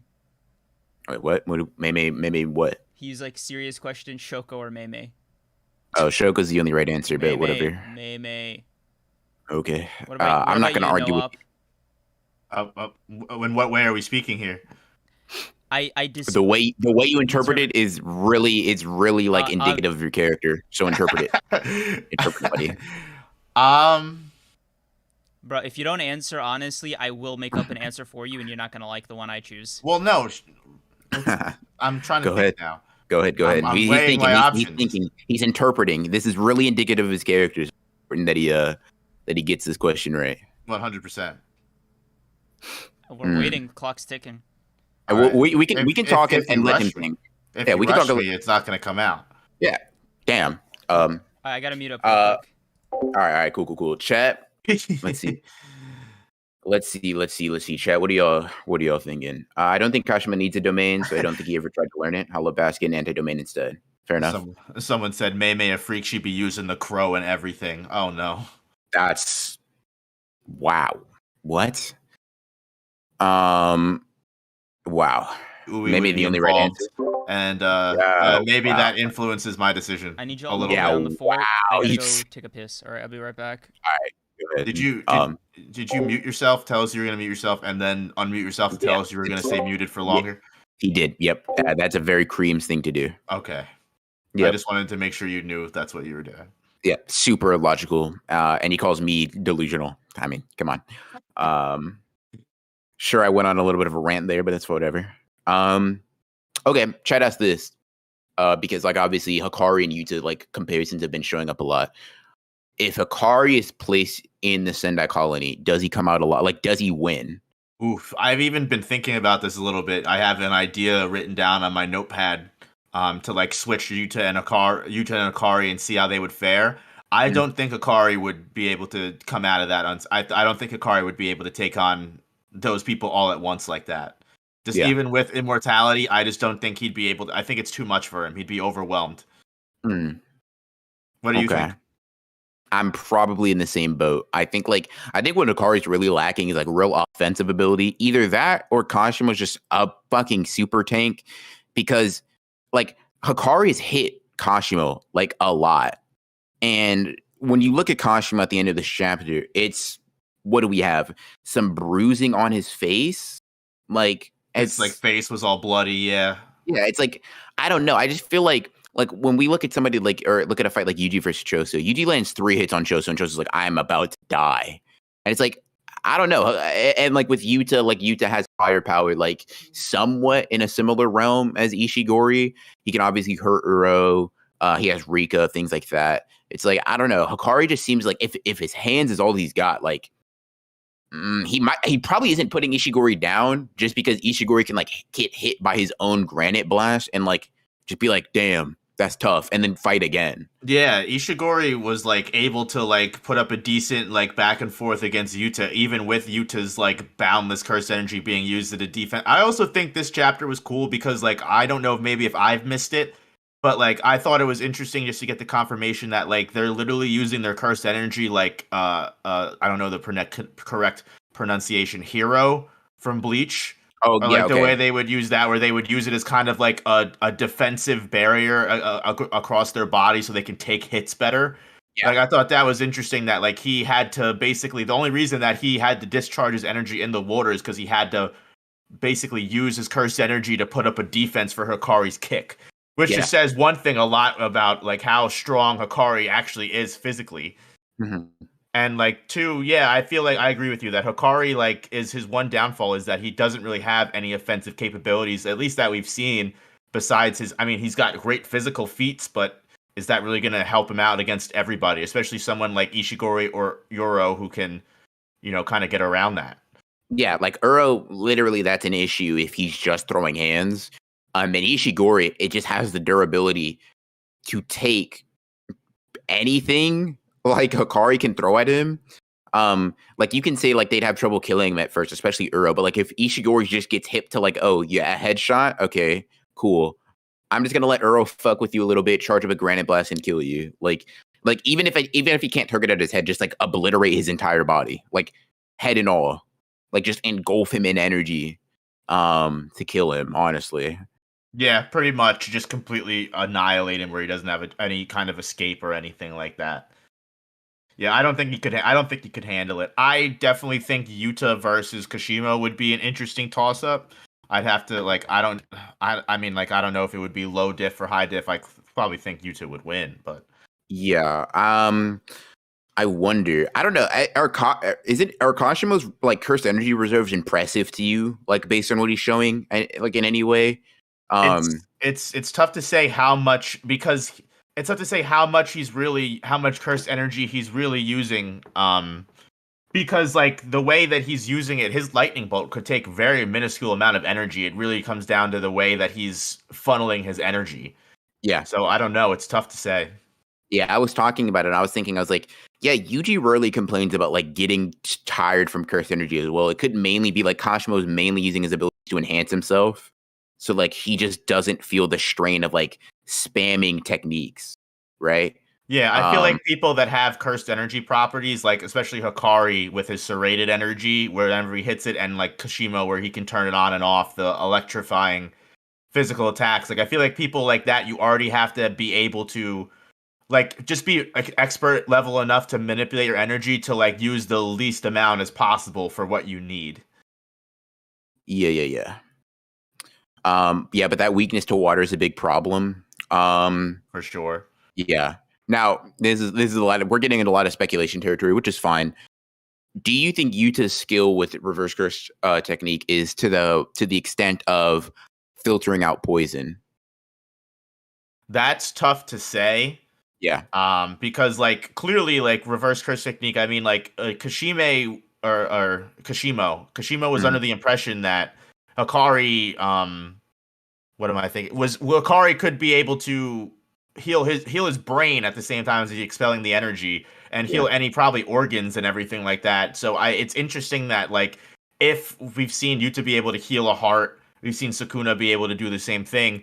If he's already aware that that's possible and then he's still like, well, poison's even harder than that, that makes me definitely think that is like a much higher level that maybe Yuta isn't capable of, even though he can output the reverse curse technique. Chat just brought up a good point. Yuta did heal Naoya from like Shoso's poison blood. Oh, so wow. Actually we just have outright confirmation. Wow, I don't know how I didn't like remember that because it's so relevant to it. Yeah, chat brings up a good point there. That's a good point. Small things like that, JJK has so much going on sometimes that like small things like that always like leave me. Like I did something on like curse speech and like how it could be used so much better by someone that wasn't Inumaki, or like what is the full potential of curse speech. And like someone even brought up in the comments like, what if a curse speech user had reverse curse technique? And I was like, oh my god, I didn't even fucking think about that. Just like, imagine like, and that's what Yuta has. Like Yuta can just Yuta can literally just spam it, even if he like, and I think it's based on cursed energy levels, right? If he has more cursed energy than his opponent, like it'll just take effect without too much backlash.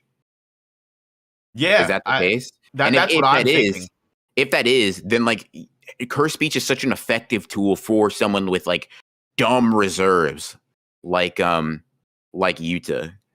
Yeah, it lets him really like overpower anyone. I think it kind of like even influences probably his domain, I would imagine as well. Like if he's ever in a domain struggle, like if he had actually domain struggled, I bet maybe not with Ishigori because Ishigori can probably match that output. But would Yura have even had a chance of like putting her place out in that domain battle, or would both of them would have just basically shoved her out of the equation? Yeah, then it gets to like, okay, what is more important? Like, because Gojo mentioned that cursed energy amount is important, but refinement is also important. So like, what would a Yuta like not super refined domain look like versus like a super refined but like not super high cursed energy domain look like? That like this type of shit is just like very interesting to think about. I'm even quite interested to think about like what Yuta's domain would look like whatsoever. Like if his technique is copy, like what would a territory expanded on the technique of copy even relatively look like? Would it just be like the mirror realm or some shit? Because it's got to be something that he can't do without the domain, I would imagine. Because like if it's just the mirror realm where he can just copy, he can do that outside of it. So it's like, I don't know. I'm very interested to see like if we actually even see his domain or if Gege's just not even going to show it to us. Yeah. It is very I don't know. It like I think also when you look at somebody like a cool like more like cerebral, not a cerebral technique, but like a more like not as like Oonga Boonga. Like if you look at like Uro's, like what the hell would like that like space manipulation in a space manipulated technique even look like? And that's interesting. That would be so trippy, I would imagine. I see someone in chat asking you what's your opinion on Uro versus Todo. Uro versus Todo. Does Uro ever like damage Yuta like physically with her like her punches? I'd have to check back. Like, I think Thin Icebreaker is meant to be at least it's implied to be somewhat of a, especially when Yuta uses it against Ishigori. I don't know if Yuta like powers up the abilities that he uses, but I imagine it's meant to be implied to be some sort of damage. Okay, let me see. Because if so, like, that's kind of crazy. Hello there. Oh, what's up, Creams? We're talking about Uro versus Todo. Now, I'm thinking Uro probably takes it. Like, if Thin Icebreaker is just like damaging Yuta, I guess it comes down to speed. But she's reacting to Yuta as well. Yuta reacts to Yuji. Yuji's faster than Todo. Yep, she probably takes it. Maybe Boogie Woogie is a bit of an issue for a little bit, but like. Hold on. I don't know. I don't know when you guys said this, but I think when I was like looking at the stream on my phone, somebody, one of you said something like, "Where would like, how would Kashimo rank in Sendai Colony or Hakari in Sendai Colony?" I'll be right back. Yeah, it was Hakari. Like, if Hakari was in Yuta's place, like, does he win? If he's on a roll, I think yes. If he's not, he's getting washed. Do you think? Okay, so how do you think he beats Ishigori on a roll? Honestly, just beating the shit out of him, because I think that like Kashimo's hacks come into play when it comes into like how they boost their physical stats. You know, like the electricity buff and everything around that is very it seems to have like a tangible effect on like power output, speed, perception, everything. So in a weird way, the fact that Hikari is able to overpower a person with that kind of cursed energy composition would put them in a place would put like amped up Hakari in a place to just kind of overwhelm Kashimo. To overwhelm for Kashimo to overwhelm for Hikari to overwhelm Ishigori. Sorry, thank you. I think when you just look at like how hard, like you just look at Granite Blast as like the most output ever or whatever. It's like is Hikari punching and Ishigori just hits, like he gets hit with that technique and is like, that sure packs a wall up, and then keeps fighting. And it's like, okay, what the fuck? Like, he just kind of like is okay. And it's like, I'm back. Is Hikari throwing punches that are like Granite Blast level? Probably not. I don't think so. Gotcha. Okay. I mean, I wouldn't even consider it to be like, wait, does that mean you consider Yuta to be throwing Granite level like punches? I mean, he was literally able to deflect the Granite Blast with his bare hand. I know, but he uses Uro's technique to bring it back down, so he hurts Ishigori with his own attack again. That's how he finishes the fight. Even before that, when he's just going back and forth with Ishigori and they're first fighting, when they're like jumping between buildings, he literally catches a Granite Blast in his hand and then takes it and uses it to make his way closer to Ishigori and then punches him in the head, I'm pretty sure. Yeah. Okay. Yuta takes damage from it, but like he is able to like counteract it to the point where it's not completely overpowering him or whatever. Ishigori is even genuinely surprised. He's like, what? He's like, he just caught that. Yeah, they are pretty even in terms of like actual like Ishigori is clearly above, but it's not like a ridiculous margin to which like Yuta's reserves are able to kind of counteract that. Yeah. Okay. One thing I kind of focused on writing my Yuta video was how like well they complemented each other in their fight. It was like they had like such an equal back and forth. It was like they were they were perfect. Like Ishigori was the offensive and Yuta was the defensive version of it. Like they were just bouncing each other back and forth. Yep. Okay. Yeah, and I think like to answer like more directly, I think like while Yuta doesn't just output that all the time, Yuta didn't have to in the Ishigori fight. He has a means of like, yeah, fine. I can't hit as hard as you can. Eat your own fucking granite blast. Gotcha. All right.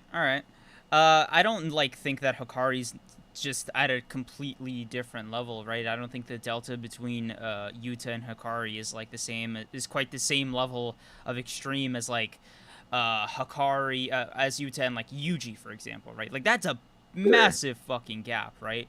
I think it's harder to power scale Hakari to Yuta, especially when he's on a roll, than anything else. I think Hakari is kind of similar to like if you take Yuta and just remove his hacks, and I don't think Yuta without his hacks beats Ishigori or Uro. Maybe Uro, but not Ishigori. Like that's not to say Yuta is going all out here, but I think if you just have Yuta rely on hands and cursed energy levels and reverse curse technique, and that's it. No Rika, like no like copy technique, no other abilities, he loses. And I think Hikari is basically that with immortality, and Ishigori can overcome that, in my opinion, with Granite Blast. Because Granite Blast can hurt Yuta. Yuta is just able to like not be immediately obliterated by it, and Ishigori does not seem to struggle to use Granite Blast like very often as well. Absolutely not at all. He has like almost little to no cooldown with it. He like fires it to match it with Yuta, and then literally once he realizes that charging it up that Rika's the one he's gonna clash with, he literally catches the attack, turns it, and just fires it right into Yuta's face. Like it's like, and then is ready to fire off another one right after that. Like let's put this in perspective for a second. All after domain. Yuta wombo combos Uro right with Rika. They're both hitting her. Well, she's like kind of like frozen from cursed speech, right? Rika then shows that she can kind of just like stop a granite blast, like just with like minor burns to her hand, and Uro was just getting wombo comboed by two people of that vague level. Like, has Hikari shown off anything of that AP? Like, I don't think so. I mean, I think it's really hard to say that he has. Let me ask you something, right? How well would Kashimo do against Uro and Ishigori? Probably, I think he probably does better than Hikari because he has good offense. Great offense, I think, right? And great offense, yeah. Would you say that Granite Blast is more powerful than that electric spell? I don't know. Like it necessarily is. If we go off of what Kenjaku said, it just is stronger. Right. So I'm wondering, right? It's not so much. How do I say this? It's another big ass blast, right? Like from a durability perspective, if Ishigori gets hit with that, it'll probably inflict it'll probably be as like life ending as Granite Blast would be at point blank range for Kashimo. Probably. I think Kashimo's not taking multiple Granite Blasts without real damage. Like I can see him like blocking. But Ishigori is definitely taking damage from Kashimo's electric blasts. Yes. Yes, I agree. Yeah. So I would say, like it's not to the extent of like that's a fight ender. I honestly think he could get hit with Kashimo's like fucking the thing that he used to like spill Hikari's guts, and Ishigori would like take damage, but he might not even like it might not even blow him up like that. Gotcha. Okay. Because the way I look at it is this, right? Granite Blast, he can take his own Granite Blast. Rika can block a Granite Blast, and he's been hit point blank by Rika and his own Granite Blast, and he tanks that. I think Kashimo has to layer on damage if he hopes to like hurt him. So wait, and it's like what do you think about Kashimo's feats for tanking his like own attacks, right? Because yes, it was in the water for this chapter. I acknowledge that, but even if it wasn't, right, it seems like he has a lot less control than I think I initially thought, especially if he's like, oh, I can't help but have the cursed energy like leak out of me in the water. So I'm wondering, right? Do you think he has... I think that was part of the translation that I had an issue with, because at least from what I got from the fan translation, he was able to suppress it. Like if he got knocked in the water and didn't release his cursed energy, he would have been fine. He just could not release it at all. The reason why he immediately started discharging it when he got hit in the water is because he had to turn it on to not take damage from Hikari's kick. So he can turn it off, and he did. In fact, he did shut it off, or restricted it to like a very minimal amount. So let me ask you this, right? Why is it that Hikari's kick that time is what he needed to avoid? Like, was he? I think it requires cursed energy to block it all the time. I don't think there's a single Hakari throws that doesn't. Yeah, we were just talking about how like we see like now like sorcerers use their cursed energy like Pyro from Bleach, where like they use it as like it's kind of like an always on thing, barrier almost, specifically just for damage. Down. Yeah, but it gets worn down with attacks, right? And I'm wondering right now, right? Does this mean Kashimo's enough on the ropes? And I don't even have to wonder. It's like kind of implied or kind of explicitly shown to be like Kashimo is at the level now where like Hikari's on the roll punches and kicks and stuff are like going to be lethal.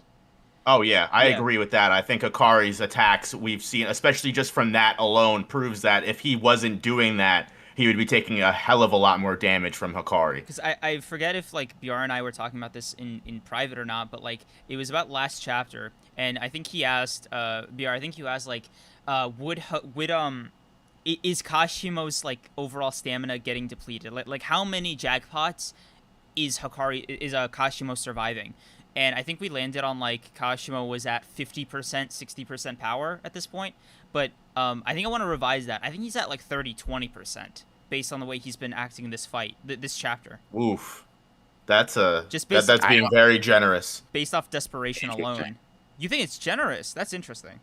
Yeah, I think that's very generous. I think it's fair to say that Hajime is trying in this fight. I think it's very safe to say that he genuinely is trying to kill Hikari, and now especially that he's survived almost twice, he is doing his damnedest to do it. I don't think maybe he's 100%, but I don't think he's fucking around still by any means. I think the fucking around ended as soon as they first started fighting, and he realized, whoa, this guy actually is better than all of the fodder I've been facing this entire time.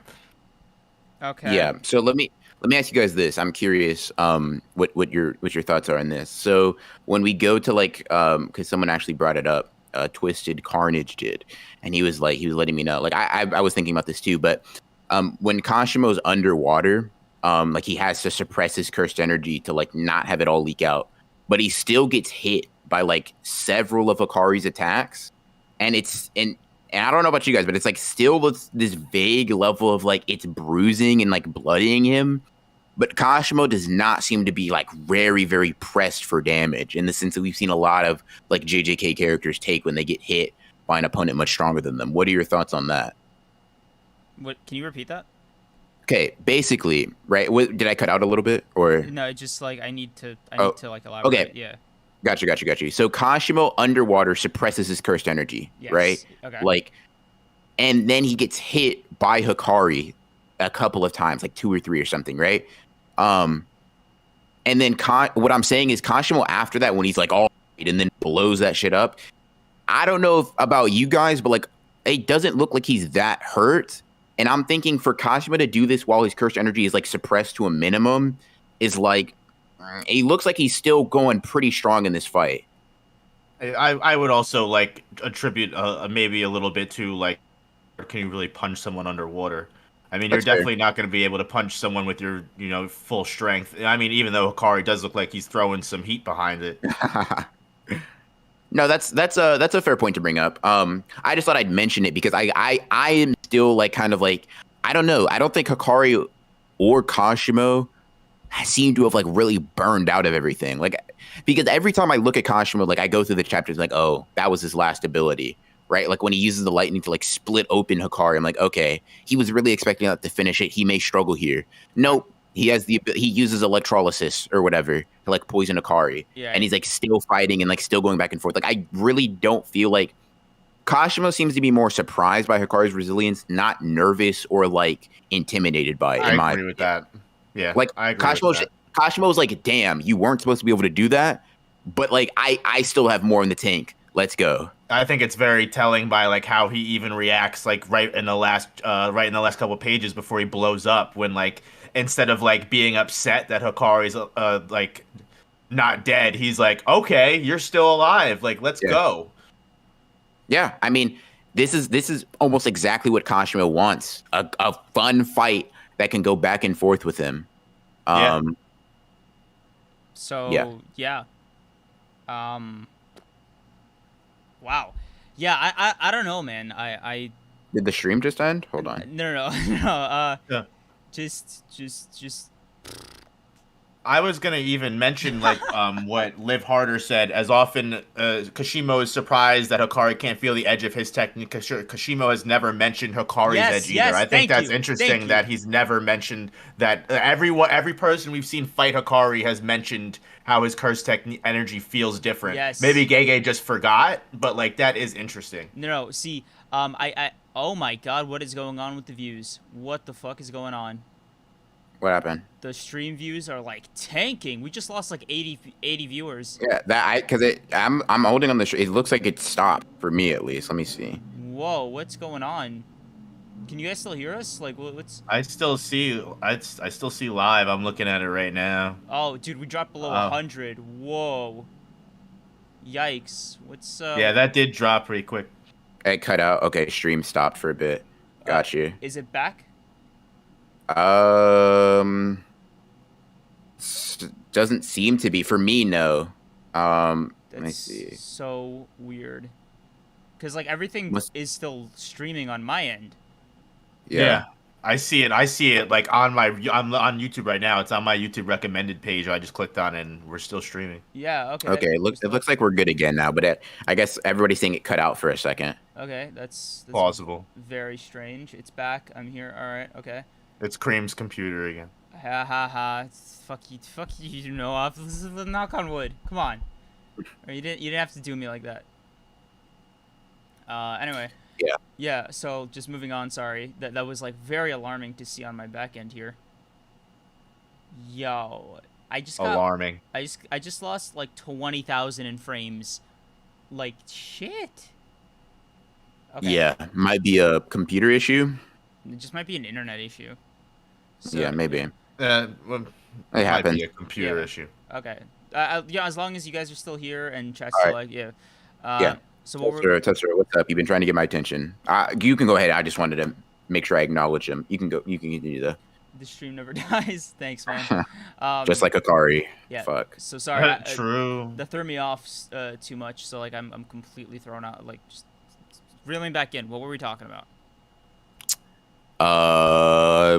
The spikiness of Hakari's curse energy. Yeah. So BR, I don't know if you remember this, but like I have not shut up about that ever since this whole fight has started. And every single time you're like, oh no, maybe it's not a factor. Why would Kashimo complain about it? Which I get. Like, why would Kashimo complain about something like that when he's like portrayed to be like this like unbelievable badass, right? I get it. However, my counter argument would be, it would seem that it's only him brushing it off while he has that resistance up, right? And okay, maybe as like his stamina depletes further and further, it'll get to a point where like that jagged edge that everybody's been feeling, he starts to feel more and more, right? The weaker he gets, the more he can feel it. Like now he can brush it off, right? But like at a certain point, he's gonna be at a stage where he's like, oh my God, I'm gonna die. Yeah, it's very possible. Me and Tester have had this fucking back and forth for a while because he thinks like and I can get the perspective, so I'm not trying to like say like it's impossible, but he has the perspective that Gege like forgot about the properties. I don't hold that idea. No, I don't personally. Think yeah. The reason is not because I don't think it's like it's not impossible for him to forget. I think it's just because of how recently he showed off those properties. Is like. Yeah, not only that. I don't know. Yeah, he did it with Charles, I don't think right? he would have forgot about but it. Like I think it's at a point where like he might be saving it for something later, or it could just be like at a certain level of power, like these opponents just don't care. Like it's not going to factor in. Yeah. Let's be honest. They could just be fighting through and through it, and just the fight is just going so quick. Yeah. It's like you said, it's not even something that he comments on. Yeah, because like also think about it like this, right? Hakari rarely like in his jackpot form rarely comments on the electric aspects of Kashimo's cursed energy. Like that's like you'd have to imagine every time he makes contact, he's getting like a taser full worth of electricity running through him. He's not sitting down and be like, hey, yo, what? So it could be very similar. Yeah, that's possible. It's also it. Do you think these properties are like intrinsic to the user, like they can be turned off? Yes, because Yuji's property was like it was stated to be like a very natural thing. Like maybe it could be emulated if what Divergent Fist? Yeah, right. It could be emulated. Do you think that's in the same vein? Yes. Okay. 100%. Interesting. Like the only reason Yuji's is probably a bit more basic is just because controlling cursed energy flow and output is just like a basic skill, so it could give that illusion. Whereas Hakari and Kashimo's is a bit more advanced in that it's taken on very specific properties intrinsic to its like users. So I could see where the disparity would be in terms of like I don't begrudge anybody for thinking there's like a huge difference. I don't know. Now, this may just be a different interpretation. I always looked at Divergent Fist as like a fail, like sort of like do either of you play? No, I don't. Do you? Oh no, Purdy. Do you play like, or have you played basketball or like any type of sport like that? Like mid. I'm trying. I wanted to make an analogy, but I don't know like if it would work. Like if make the analogy. So basically, what I looked at like Yuji's Divergent Fist is like a hiccup in like his form. Like I would attribute to like a shot form. So like, you ever seen somebody shoot a basketball like really fucking weird? Like they like I always looked at Divergent Fist as Yuji is incompetent with cursed energy for two reasons. One, he's flowing it as like Toto mentions, and two, he's super fast. So like him flowing it is especially difficult for his like. For the cursed energy to keep up with his body. I never looked at it as a trait that like was necessarily like intrinsic and could be turned off if he so willed it without practice, I guess. I perceive Kashimo and Hikari's to just be like, oh, Hikari's cursed energy always has an edge to it, and Kashimo's always has like a lightning tingle to it. Two things. Okay. One, I do need to go soon. Okay. Another thing. To that, I would completely agree with you up until the fight with Choso when Yuji does relearn how to use Divergent Fist. Okay.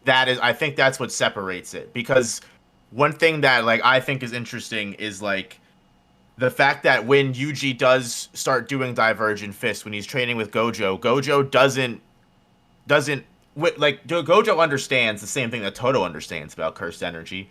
But why didn't Gojo correct Yuji? Gojo was like, that's actually really cool. You should use that in your fights more often. And then when he meets Toto, that's when Toto tells him that that's the wrong way to do it, and he learns how to better manipulate his cursed energy. And then later, I think with him being able to relearn how to do that and be able to do that manually, especially when he fights Mahito, he can just do it manually when he needs to. I think that does separate it, because now it's not just a hiccup in his cursed flow. Now it's actually something he's manually choosing to do, and something that other people can't do. Even someone like Toto probably wouldn't be able to do Divergent Fist because he doesn't understand how to do that. Okay, interesting. I don't disagree. I honestly think it's like a repurpose thing, because I think the reason I think Gojo didn't like sort of like correct for that is sort of a similar reason. Like you let a kid like use training wheels. It's like, okay, this is what you're capable of right now skill-wise, right? I don't want to push you necessarily further than what your skill and experience level calls for. That's the way I always looked at it. Like, Divergent Fist is the training wheels. What is Divergent Fist? Divergent Fist might be like a late release on a shot, right? And he's like, that's weird in a lot of circumstances. You don't have the power necessary. Toto teaches him to release it properly, but now Yuji knows to like be able to use the like this weird like strange property at will, like you mentioned, right? I think it's just interesting that even Hakari mentions that when, like, Hakari was trained by Gojo, right? And Hakari even specifically mentions, he goes, Gojo says that my cursed energy. I just think it's interesting the parallel, how, like, Gojo, when, like, Yuji learned it in a weird way, Gojo was like, oh, keep up that way. It's weird, but, it can be useful. I just imagine something probably of similar vein may have happened to Hakari, where Hakari had the weird property with his cursed energy, and Gojo was like, no, and he encouraged him to continue to do that rather than to shape his cursed energy like everybody else. He encouraged that uniqueness. Yeah, that's fair. That's fair. So, and that could possibly be a thing. Hakari isn't using it. I don't know. Maybe there's some strategic reason as to why, but I'm not sure. I don't know. I'm more willing to say that Gege just has chose not to mention it. Yeah, like it's irrelevant to like the overall outcome of the fight so far. Yeah, pretty much. Like, it's just like there are so many other things that like they've both commented on that are probably a lot more important. I mean, like, I think it's interesting that I always thought these two were going to fight because they had the cursed energy properties, and I figured that was interesting how they both had that. I just think I feel like something that probably could have been mentioned, that like they're both, but at the same time, I mean, Hakari did mention Hajime's cursed energy property. He does like, he's like, is it something tingling or whatever? Yeah. He does do that, yeah. So maybe then I don't know. That's interesting. I was going to say because maybe Hakari doesn't even mention it, but he does. Yeah. Yeah. So, man, I guess we'll have to see next chapter, in 2 weeks, rip. Oof. Yeah. Tough. But for now, I think we got like a really good discussion in. If there's not anything else, I think we're about to wrap up here. Small announcements. I'm going to be on vacation after this week for a bit. We will try to do some episodes here and there, but, obviously probably not next week because there's no chapter. But, yeah, episodes are going to be kind of shoddy for all of July and the first week or so of August. But there will be episodes here and there where we can fit them in. Thank you, Noab, for coming. Please like and subscribe and go to him. I don't know why I said like. Yeah, make sure to check out his content. He makes some really good shit. Yeah. We also did a video together, so if you want to see that too, like go over there too. It was pretty fun making that video, and just makes good JJK content in general. So you guys should go check him out if you haven't. And I appreciate that, like, guys. For all of you who don't know, he also has like a massive schlong. So he's the guy. Wow. He is the guy. So Creams, I told you that in confidence. In confidence, you should make a billboard announcing it, like shouting from the rooftops. That's what I would do. But, no, but seriously, thank you guys for having me on. It was a fun discussion. I had a lot of fun. Yeah, this was a good time. Stream. Yeah. Good peeps. Great stream. We're glad to have you on. You definitely passed the vibe check, and you, my friend, are officially an honored one. So. Oh my God! I have the seal of approval. I can use it in my YouTube titles now. You made without it. Fear of lawsuit. Yeah, we would have stricken you with the force of something if you did otherwise. Do I get a T-shirt or something? No, like a little vest you actually. We are gonna send you a T-shirt that is just plain white but says honored ones. So be proud. In Sharpie though. Yeah. It's a design choice. Yeah. It's for the aesthetic. No, it's okay. It's okay. I 100% appreciate that. Seriously, thank you guys for having me on. This was a lot of fun. Thank you guys, everyone in the audience, for coming. It was a lot of fun. Appreciate you. Yeah. You guys always make the discussions more fun, so appreciate you guys. Chat. Yes, like, comment, and subscribes all around. Honored Ones podcast. Bye. Bye. Peace. Later. See you guys.